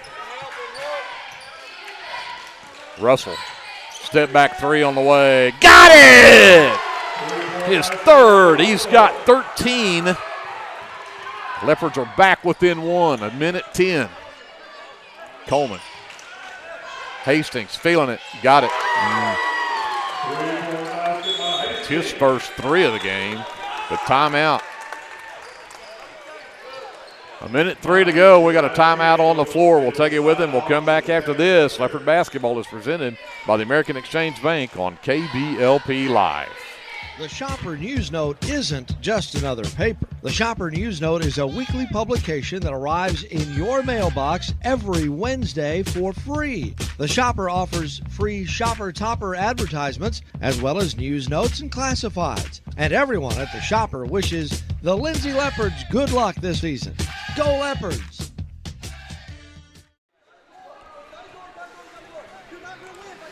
(53-49), Bridge Creek a 4-point lead. Yeah, time to scan here. I think that is their biggest of the game. Yeah, big stat here. They have taken 7 more shots this quarter than we have. Wow, 7, and they are 3 for 6 from the free throw line or from 3-point line, and 6 for 12, 6 for 11 from 2-point range. So we got to shut them down. Our defense is a little lacking right now. Hernandez right wing, 3 ball on the way. No. Russell with the offensive rebound though. On the dribble, works to the top of the key. Hernandez right wing, around the Cameron screen. Back out to Torres between the circles. Russell left side, takes Coleman to the baseline. Off the glass and in. Hunter Russell is having himself a game. Pulls the Leopards back within 2 with 25 seconds left. Hastings up top to Coleman. Back out to Moore. Moore looks to drive in. Double team. Free throw line jumper won't drop. Torres with his 5th rebound. Hernandez pushes his way up the floor. Takes Glenn to the baseline. Got underneath, but too far underneath and missed it off the bottom of the backboard. And the half-court shot at the buzzer would not have counted, but it is a 2-point Bridge Creek lead at the end of 3. 53-51 Bridge Creek. You do not want to miss this one. It's going to be a fun finish. We're back with the 4th quarter right after this timeout. This is Leopard basketball presented by the American Exchange Bank on KBLP Live. Sooner Valve Repair in Lindsay would like to wish the Lindsay Leopards and Leopardettes all the best during this season. When in need of a valve repair, come by Sooner Valve Repair at 106 Southwest 9th Street in Lindsay, Oklahoma, or call 405-756-1599. Good luck, Leopards, from Sooner Valve Repair in Lindsay. For all your oil-filled electrical needs, call Michael Sharrock with SOS Electrical. SOS is a family-owned business that specializes in oil-filled, industrial, and commercial electrical construction and maintenance. No job is too big, no job is too small. Give SOS a call at 1-405-428-1944 today. Good luck, Leopards!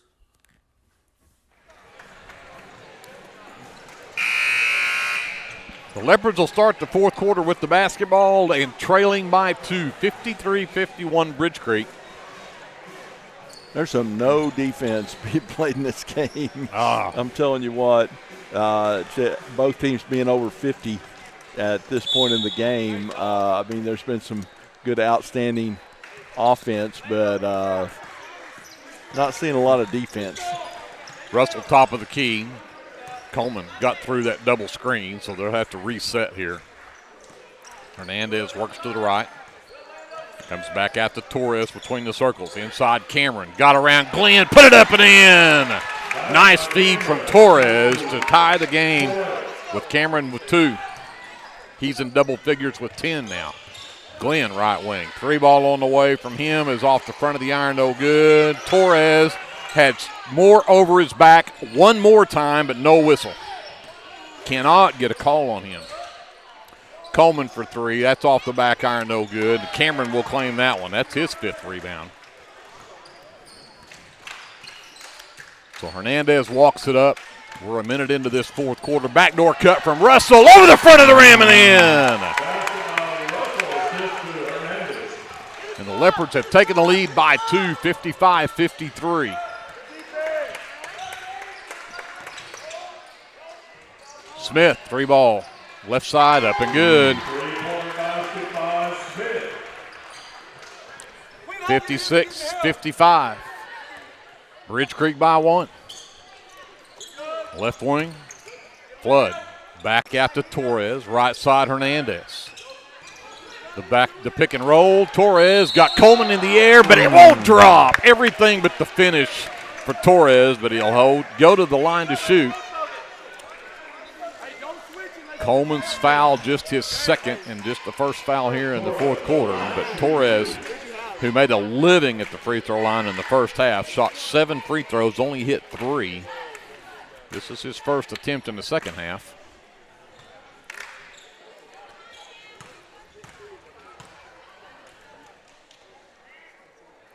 Knocks it down. He has 8 in the ball game. Russell, by the way, with 2, 4, 7, 10. He's got 17 points in the ball game. Game is tied at 56. We've got 6:26 left in the ball game. Torres has a chance to give the Leopards a 1-point lead with this free throw. And it won't drop. Glenn with the miss. Smith, right side. Skip all the way back over to Glenn, left side. Back up to Smith. Drives into the lane. Dumps it short corner to Moore. Moore into the lane. Lost the handle. Turnaround jumper. Blocked by Torres. Russell races ahead. Behind him, Hernandez. Cameron drives the lane. Takes Hastings in. Got him in the air. Put it up and in. 58-56. Leopards by 2. 5:50 left in the ball game. Hastings on the handle. Out to Glenn, right side. Looks to attack. Drives it. Got it. And one. That was a tough shot for Glenn. He knew he was going to get the contact. He was just trying to get it on the shot. They're going to count it. Cater picks up Armando, I thought. Oh, yeah, they put it on Cater. Oh, wow. Which they just showed. Cater's no, they not didn't. even. Nope. Okay. Yeah, they put it on Armando. I was going to say, they're way behind. Bryce wasn't even in the game. Yeah. Free throw is good for Glenn. 59-58. Bridge Creek by 1. 5:44 left in the ball game. Cater is back in Armando sits. Cameron now picks up the point guard, works to the right side. He waves everybody off.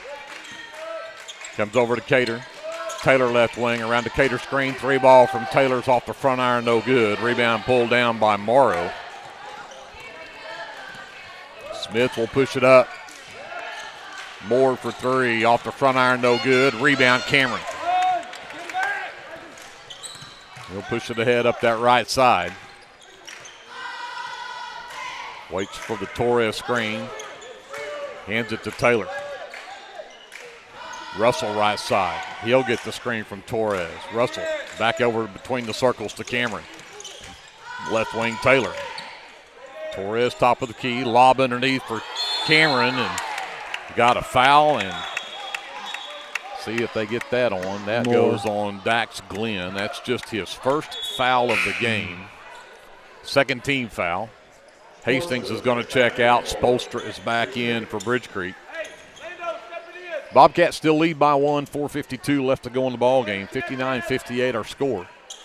Taylor off the inbounds, gets it to Cameron. Fake the handoff, got more in the air and one. Oh, that's a tough. I tell you what, that's a hard fall for Cameron. But what a play to go down the baseline, get the big man in the air, and get the and one opportunity.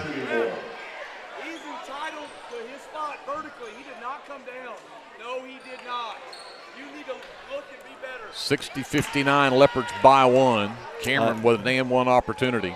I think Coach has got an argument there. Although I'm glad he called the foul, but he was straight up. 61-59, Leopards by 2. Smith on the handle. Russell with the defense. Can't get past him. Moore at the free throw line. Back out to Glenn between the circles. Glenn steps through, off the glass, got it.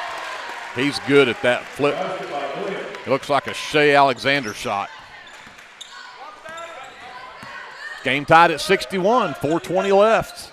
Russell behind the Cameron screen, 3-ball on the way. It's too strong. A rebound pulled down by Smith. He wants to run. They shut him down and get it out in the corner for Moore, though. Back out to Smith. Glenn between the circles.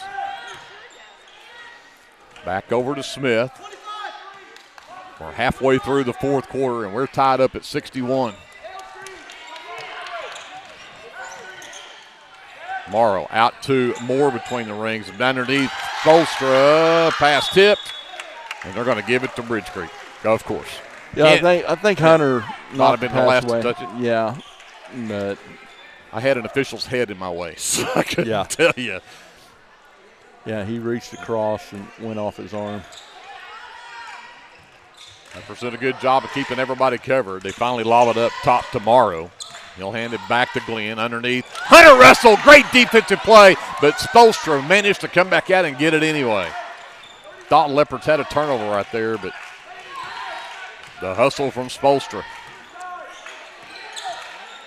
Glenn trying to work around the Moore screen, excuse me. Now Morrow down the baseline, runs over Cameron, no whistle. Wow. Got his own miss. Smith for 3, it's off the back iron, no good. Torres gets hammered, and they're going to give that. That is unreal. Oh, wow. Wow. The Leopards are doing everything and cannot get the whistle to fall their way. We're going to get Cater back in the ball game. Torres gets a quick breather. The 3 from the right, it's up and good for Logan Hastings. 64-61. Taylor right wing. Comes back up top. Cater over Moore, and it's an air ball, but right there to pick it up. Can't get the follow to go, though. Glenn Moore in transition, the two-hand slam.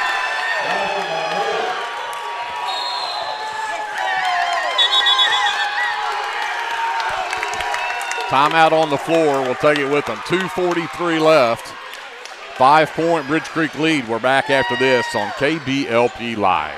South Central Medical and Resource Center, we strive to provide the highest level of medical care to the communities that we serve. It's our goal to foster and inspire a family atmosphere, and that doesn't just start in our waiting room. That's why South Central Medical and Resource Center is a proud sponsor of Lindsay Athletics and Academics. The team at Streamline Services contributes a great deal of their success to hard work, experience, and above all, a positive health and safety protocol. There is every reason they should be your next phone call for any of your oil and gas swabbing needs. Give Austin Smith a call today at 1-405-756-7763 to see how Streamline Services can help with your project while ensuring safety and professionalism without sacrificing quality work being done. Everyone at Streamline Services wishes the best of luck to everyone at Lindsay Public Schools. Legends Pub House and Venue is your one-stop shop for good food and good entertainment. Come see us in Chickasha and stay tuned to our website for all of our upcoming events and shows.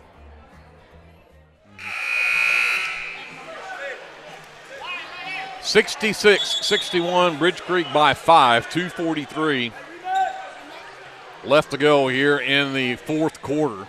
Leopards with the ball out of the timeout.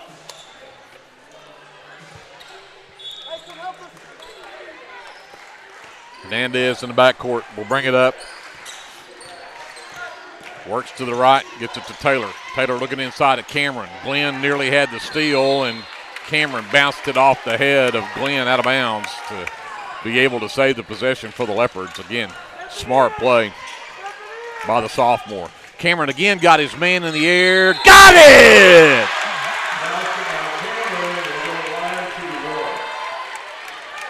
Yep. So Moore picks up the fourth team foul and his fourth personal foul.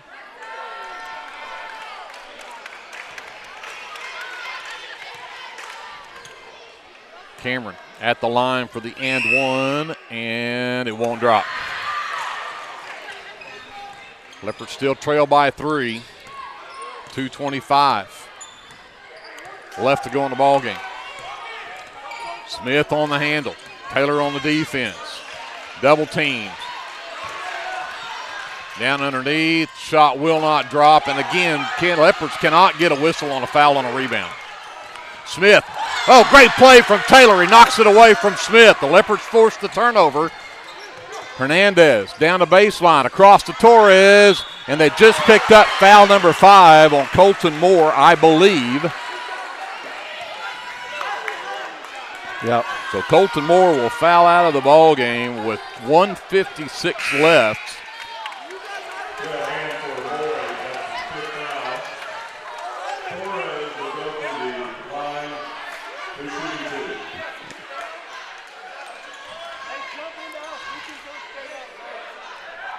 So 66-63, Torres is headed to the line for 2. Coleman returns for Bridge Creek.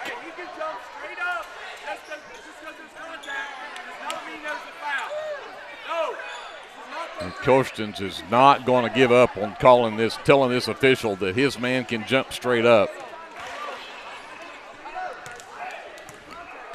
Torres, 2 free throws coming up, and that one off the glass and in.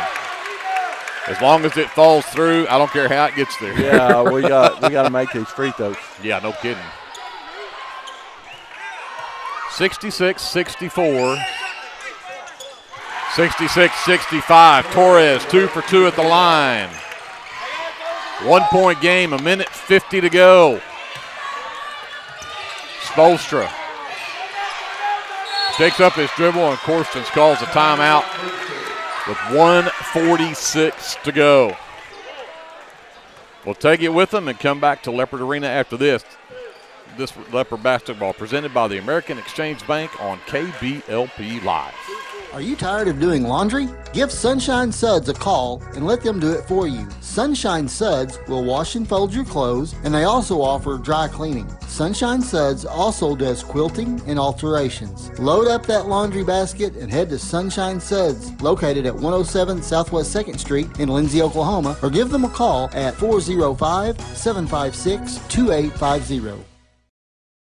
American Exchange Bank, right here in Lindsay, is a locally owned and operated community bank that believes in just that, you, a community of fellow Leopards.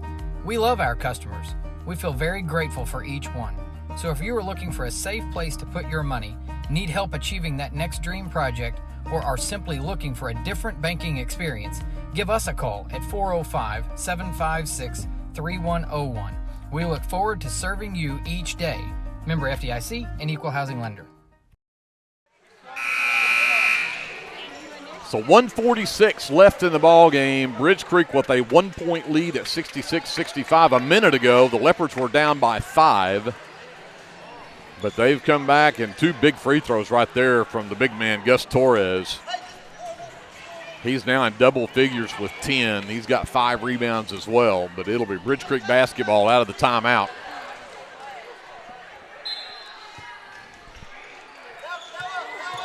Smith in the backcourt, gets it back to Glenn. Cameron with the steal. Glenn blocks the shot. Cameron will get to go to the free throw line.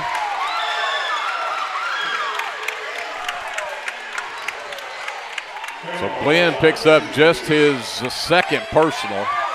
That is the 5th team foul, though, so the Leopards are in the bonus, but Cameron will get 2 free throws here and a chance to give the Leopards a lead with 1:38 left.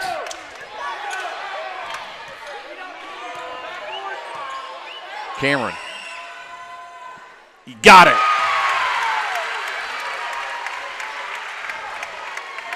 18 in the ball game. That's his 10th point in this 4th quarter, and he ties the game at 66. Second free throw from Cameron. Got it. Leopards by 1. Coleman. Oh, walk. Got it away. Hastings in the lane against Torres. Sends it back out. Threw it right to Creed Taylor. Taylor in the backcourt. 1:20 to go. The Leopards with the ball in a 1-point lead.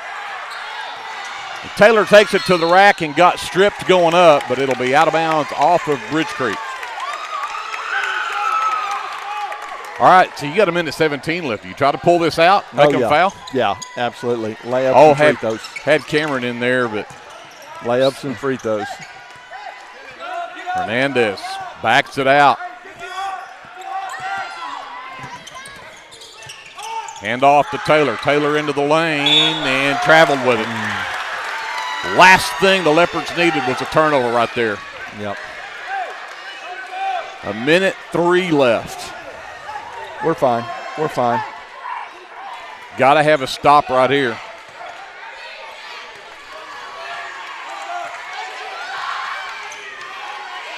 Glenn. All the way to the baseline. Cut off. Comes back up top. Smith for 3. No. Air ball. Hernandez with the rebound underneath. Biggest rebound of the night. 43 seconds left. Taylor tries to avoid contact. Sends it all the way to Russell. Back out to Hernandez. Over to Cameron. 35 seconds left. He's the one they want to foul. He's been good at the free throw line tonight. He's, 5 of 6 from the line? 5 of 7. 5 of 7. And he'll go back and shoot 2 more here as that foul was called on Smith. That's his 4th.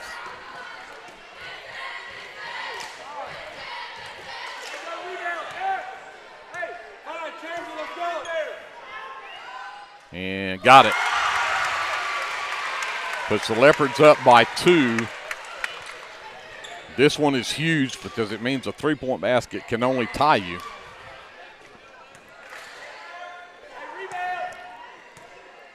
.6 seconds left. Cameron got it. Timeout, Lindsay. 69-66.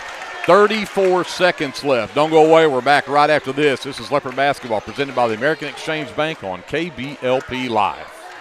C. Martin Lindsay is proud to cheer on our Leopards and Leopardettes. Come see us for all your game day snacks or bounce back from a late night of Leopard basketball with one of our goodies from the bakery section.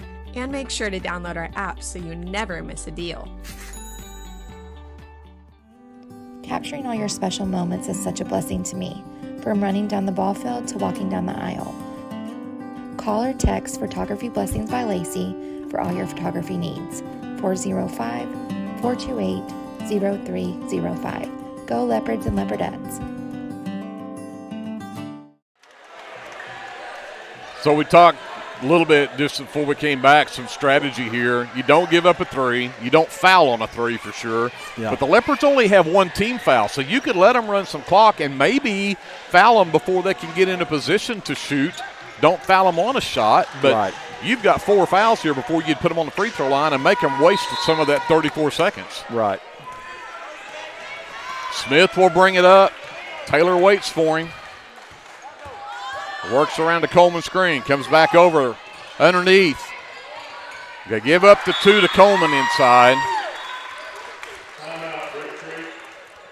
Bridge Creek back within 1. 21 seconds left. We'll just keep this one here. 69-68 Leopards, 21 and a half. You go, again, probably work it to get the ball into Cameron's hands, let him go back to the free throw line. Absolutely. He's the guy with the hot hand. He is definitely the guy that I would want, considering he's already hit some big ones here tonight. So know who your best free throw shooter is. And we've got 2 timeouts left, it looks like. Make sure your inbounder knows who your best free throw shooter is. Exactly. And if you can't get the ball into him, call a timeout. Give yourself the best chance you can of winning this game, and that's going to be putting Isaac Cameron on the line, I think. Well, he is our best free throw shooter on the season. He's a 69-70% free throw shooter. In fact, Gus Torres is the only one who has shot more free throws than he has on the season, but Isaac is 30 of 43 from the free throw line on the season. So he's definitely the one you want there. You also wonder, do you send a streak back the other way? Maybe you get a long pass and an easy basket on the other end too. Yeah. Armando got it to Cameron. Got it to Torres. Over to Taylor.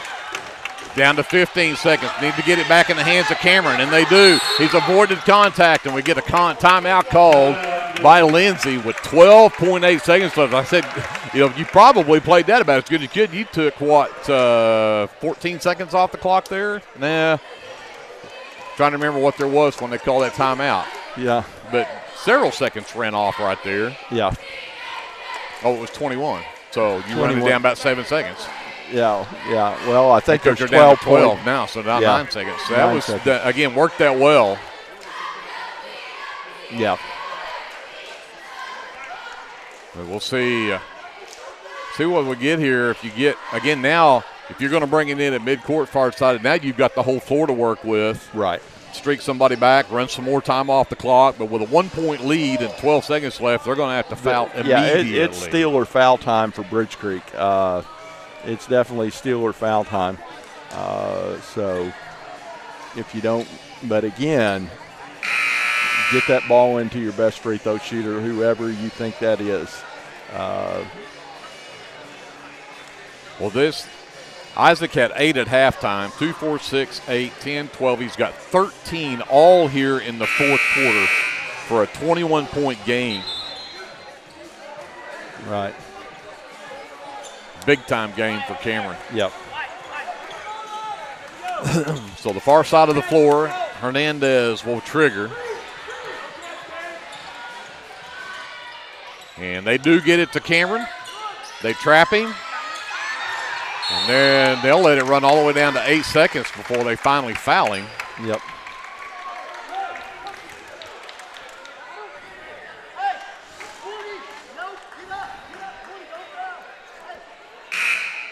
So got to have at least one of these so that a basket doesn't beat you. 2 of them makes you have a 3 to tie it. Yeah, 8 seconds left. That was that was Smith's 5th personal. Cameron knocks it down.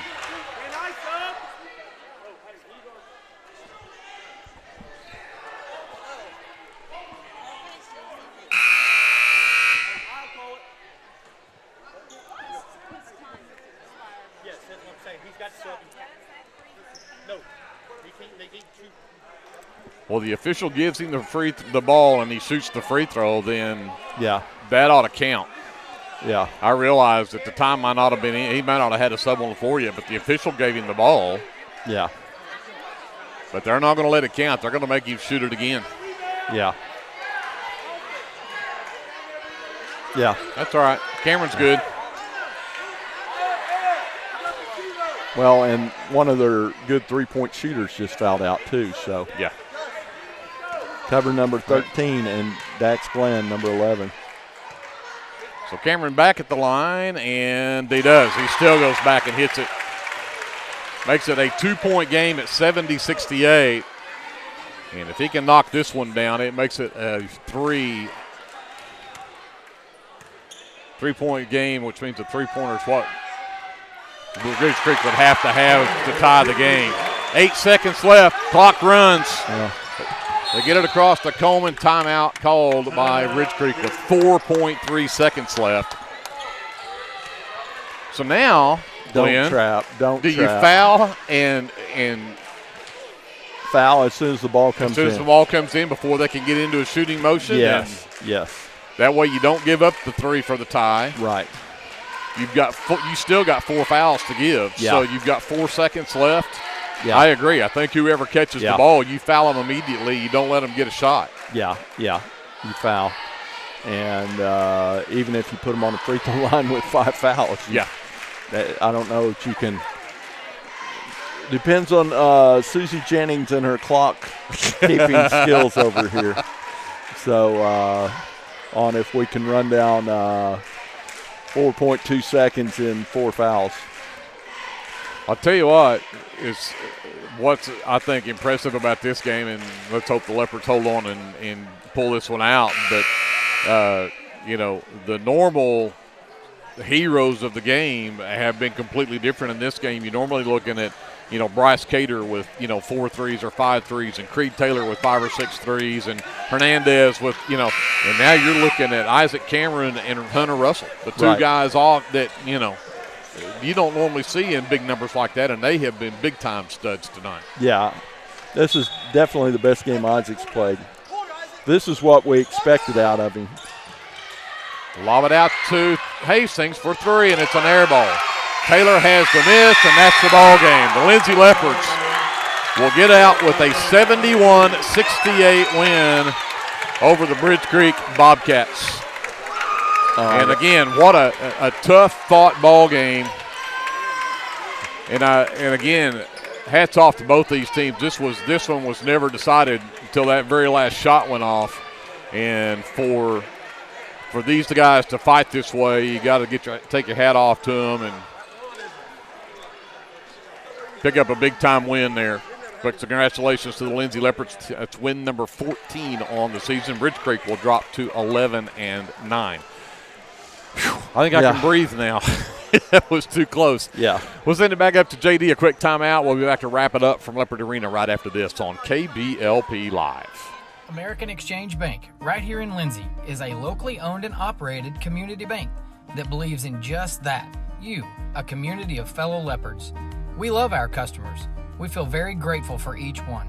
So if you are looking for a safe place to put your money, need help achieving that next dream project, or are simply looking for a different banking experience, give us a call at 405-756-3101. We look forward to serving you each day. Member FDIC and Equal Housing Lender. Tabor's Drug has been locally owned and operated for almost 60 years and has employed many Leopards and Leopardettes. We are very proud to be a supporter of our sports teams. At Tabor's Drug, your prescriptions are filled with care and accuracy, and our pharmacist is available for free consulting concerning your prescriptions bought at Tabor's. We also offer interpreters for our Spanish-speaking friends. We are a very friendly store that has that small town feel. You can reach us at 405-756-4511. Come and see us. T&W Tire is a family-owned, full-service commercial tire company. As a leader in auto repair, T&W is more than just tires. Our highly qualified mechanics can get you back on the road no matter what you drive. We also specialize in serving the tire needs of commercial fleets, oil and gas, construction equipment, and a variety of industrial applications. So for your automotive needs, look no further than T&W Tire, located at 410 Southeast 4th in Lindsay, Oklahoma, or look up one of our many locations on tnwtire.com. El Unico Taco Truck is ready to curb your hunger. The traveling taco truck has locations in Lindsay and Blanchard and is available for catering services. You can contact El Unico to book your next event at 405-760-0821. El Unico enjoys supporting all of our leopards with their Taco Tuesdays. Reach out to El Unico for your next event. Are you a small business needing a little creative pick-me-up? Do you need to refresh your business cards or looking for a new logo? Is your business Facebook page still using photos from 2019? Tailored Creative Services offers services for logo design, business cards, photography, videography, and pretty much everything in between. Find me on Facebook at Tailored Creative Services, and let's talk about your next project.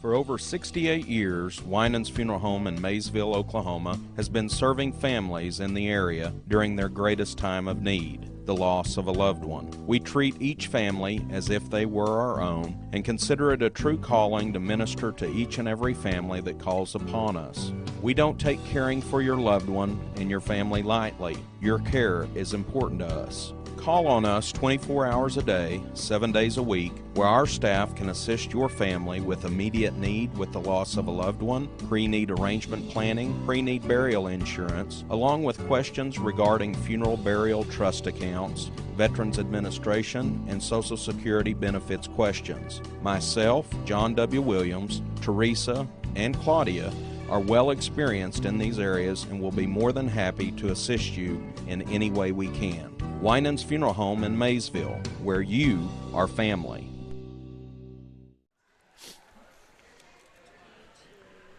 Back to wrap it up from Leopard Arena, the Lindsay Leopards sneak out of one, 71-68, a three-point win for the Leopards in this one. That was a battle now. That's a tough Bridge Creek team, I promise you. So let's look at the final numbers for Bridge Creek. 3 players in double figures. Logan Hastings finished the game with 20 points and had the 2 threes in the game as well. 16 on the night from Gabriel Coleman, and he had a 3 there in that third quarter as well, and then 11 for Colton Moore before he fouled out there with just under 2 minutes to go in the ball game. 8 apiece from Ezra Spolstra. Eric Spolstra is the basketball coach in the NBA. Yeah. Ezra Spolstra, and then 8 from Landon Smith. Smith also fouled out there in the fourth quarter. Excuse me. 5 points from Dax Glenn rounds out the scoring for Bridge Creek, who ended up 6 of 11 from the free throw line. For the Lindsay Leopards, they had 4 players in double figures, and led by the sophomore Isaac Cameron finishes with 23 points tonight, and he was 9 of 11, 2, 4, 6, 8, 9, 9 of 11 from the free throw line in the ball game. But he was 7 of 8 in that fourth quarter. Big-time free throws for Isaac. And, again, he finishes the game with 23 points to lead the way for the Leopards tonight. And Hunter Russell, the other star tonight, the junior finishes with 17 tonight, had 3 threes in the game. Big night for Russell as well. 10 from Torres. He ends up in double figures with 10, and he had a big night at the free throw line as well. But he hit 3 of 4 there in that fourth quarter. Those were big free throws as well. Then 4 points from Armando Hernandez, a 3-point basket in that third quarter from Bryce Cater for his 3 points, and then 2 from Crew Flood rounds out the scoring for the Leopards, who end up 16 of 26 from the free throw line. Yes. For the rebounding category, Bridge Creek up by 1, 25-24. They out-rebound the Leopards. Leopards with 10 turnovers and Bridge Creek with 9. And with that, let's go over and talk to Glenn about the shooting numbers. Well, both teams shot really well. Obviously, you put up the points that these teams did, you're going to have some pretty good shooting numbers. For Bridge Creek, 22 for 41 from two-point range for 54%. They were only 6 for 21 from three-point range. I thought they shot a little better than that from three-point range, but 6 for 21 for 29%. That's a total of 28 for 62 for 45% from the floor. So not bad shooting night from Bridge Creek. For Lindsay, 17 for 26 for 65% from 2-point range, really good from 2-point range. 7 for 21 for 33% from 3-point range, and totals 24 for 47 for 51% from the field. So really good shooting night by the Leopards. Everybody shot the ball really well. Bryce was kind of off tonight, but, we had other people pick him up. So that's the great thing about this team is we've got guys that can go out there and put up 20 any night. So yeah, big time night for the Leopards. Again, big battle, big win. And, again, you look at the fact that the Leopards win by 3 points. They took 15 less shots and hit 4 less field goals than Bridge Creek did, but we outscored them by 15 at the free throw line. Right. And you said it was going to come down to free throws. You outscore them by 15 at the free throw line, and that was the difference in the game when you give up that many more shots. So, again, big-time win, win number 14 on the season for the Lindsay Leopards.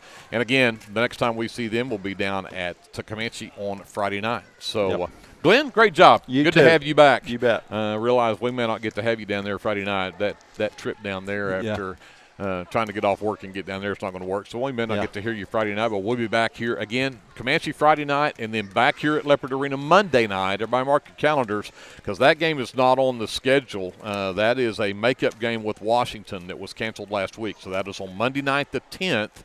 Here at Leopard Arena, and that's when next time we will be back here.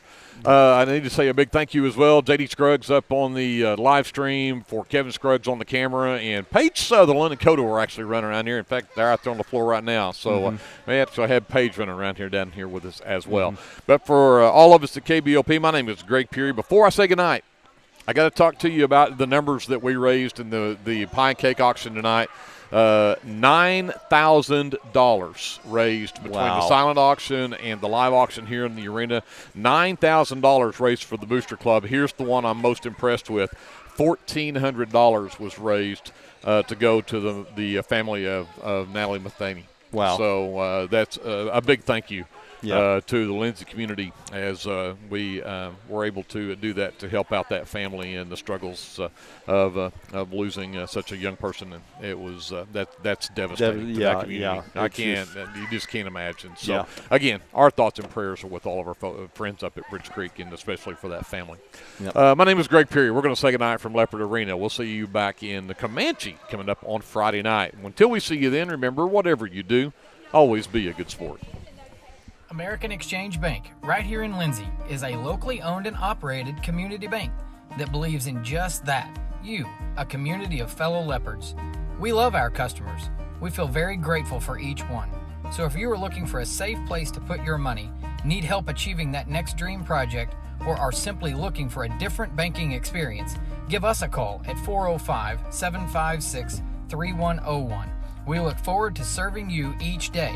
Member FDIC and Equal Housing Lender. This is Dr. Matt Shelton with Lindsay Family Dentistry. I'm a 1997 graduate of Lindsay High School and have been practicing dentistry in Lindsay since 2006. We welcome you to come by our dental practice so we can help you and your family with all your dental needs. We offer dental services for everyone at every age, from braces to aligners to crowns, bridges, dentures, and implants. Give us a call today at 405-756-4093 or stop by at 102 Southwest 7th Street and let us give you the healthy, beautiful smile you've always dreamed of.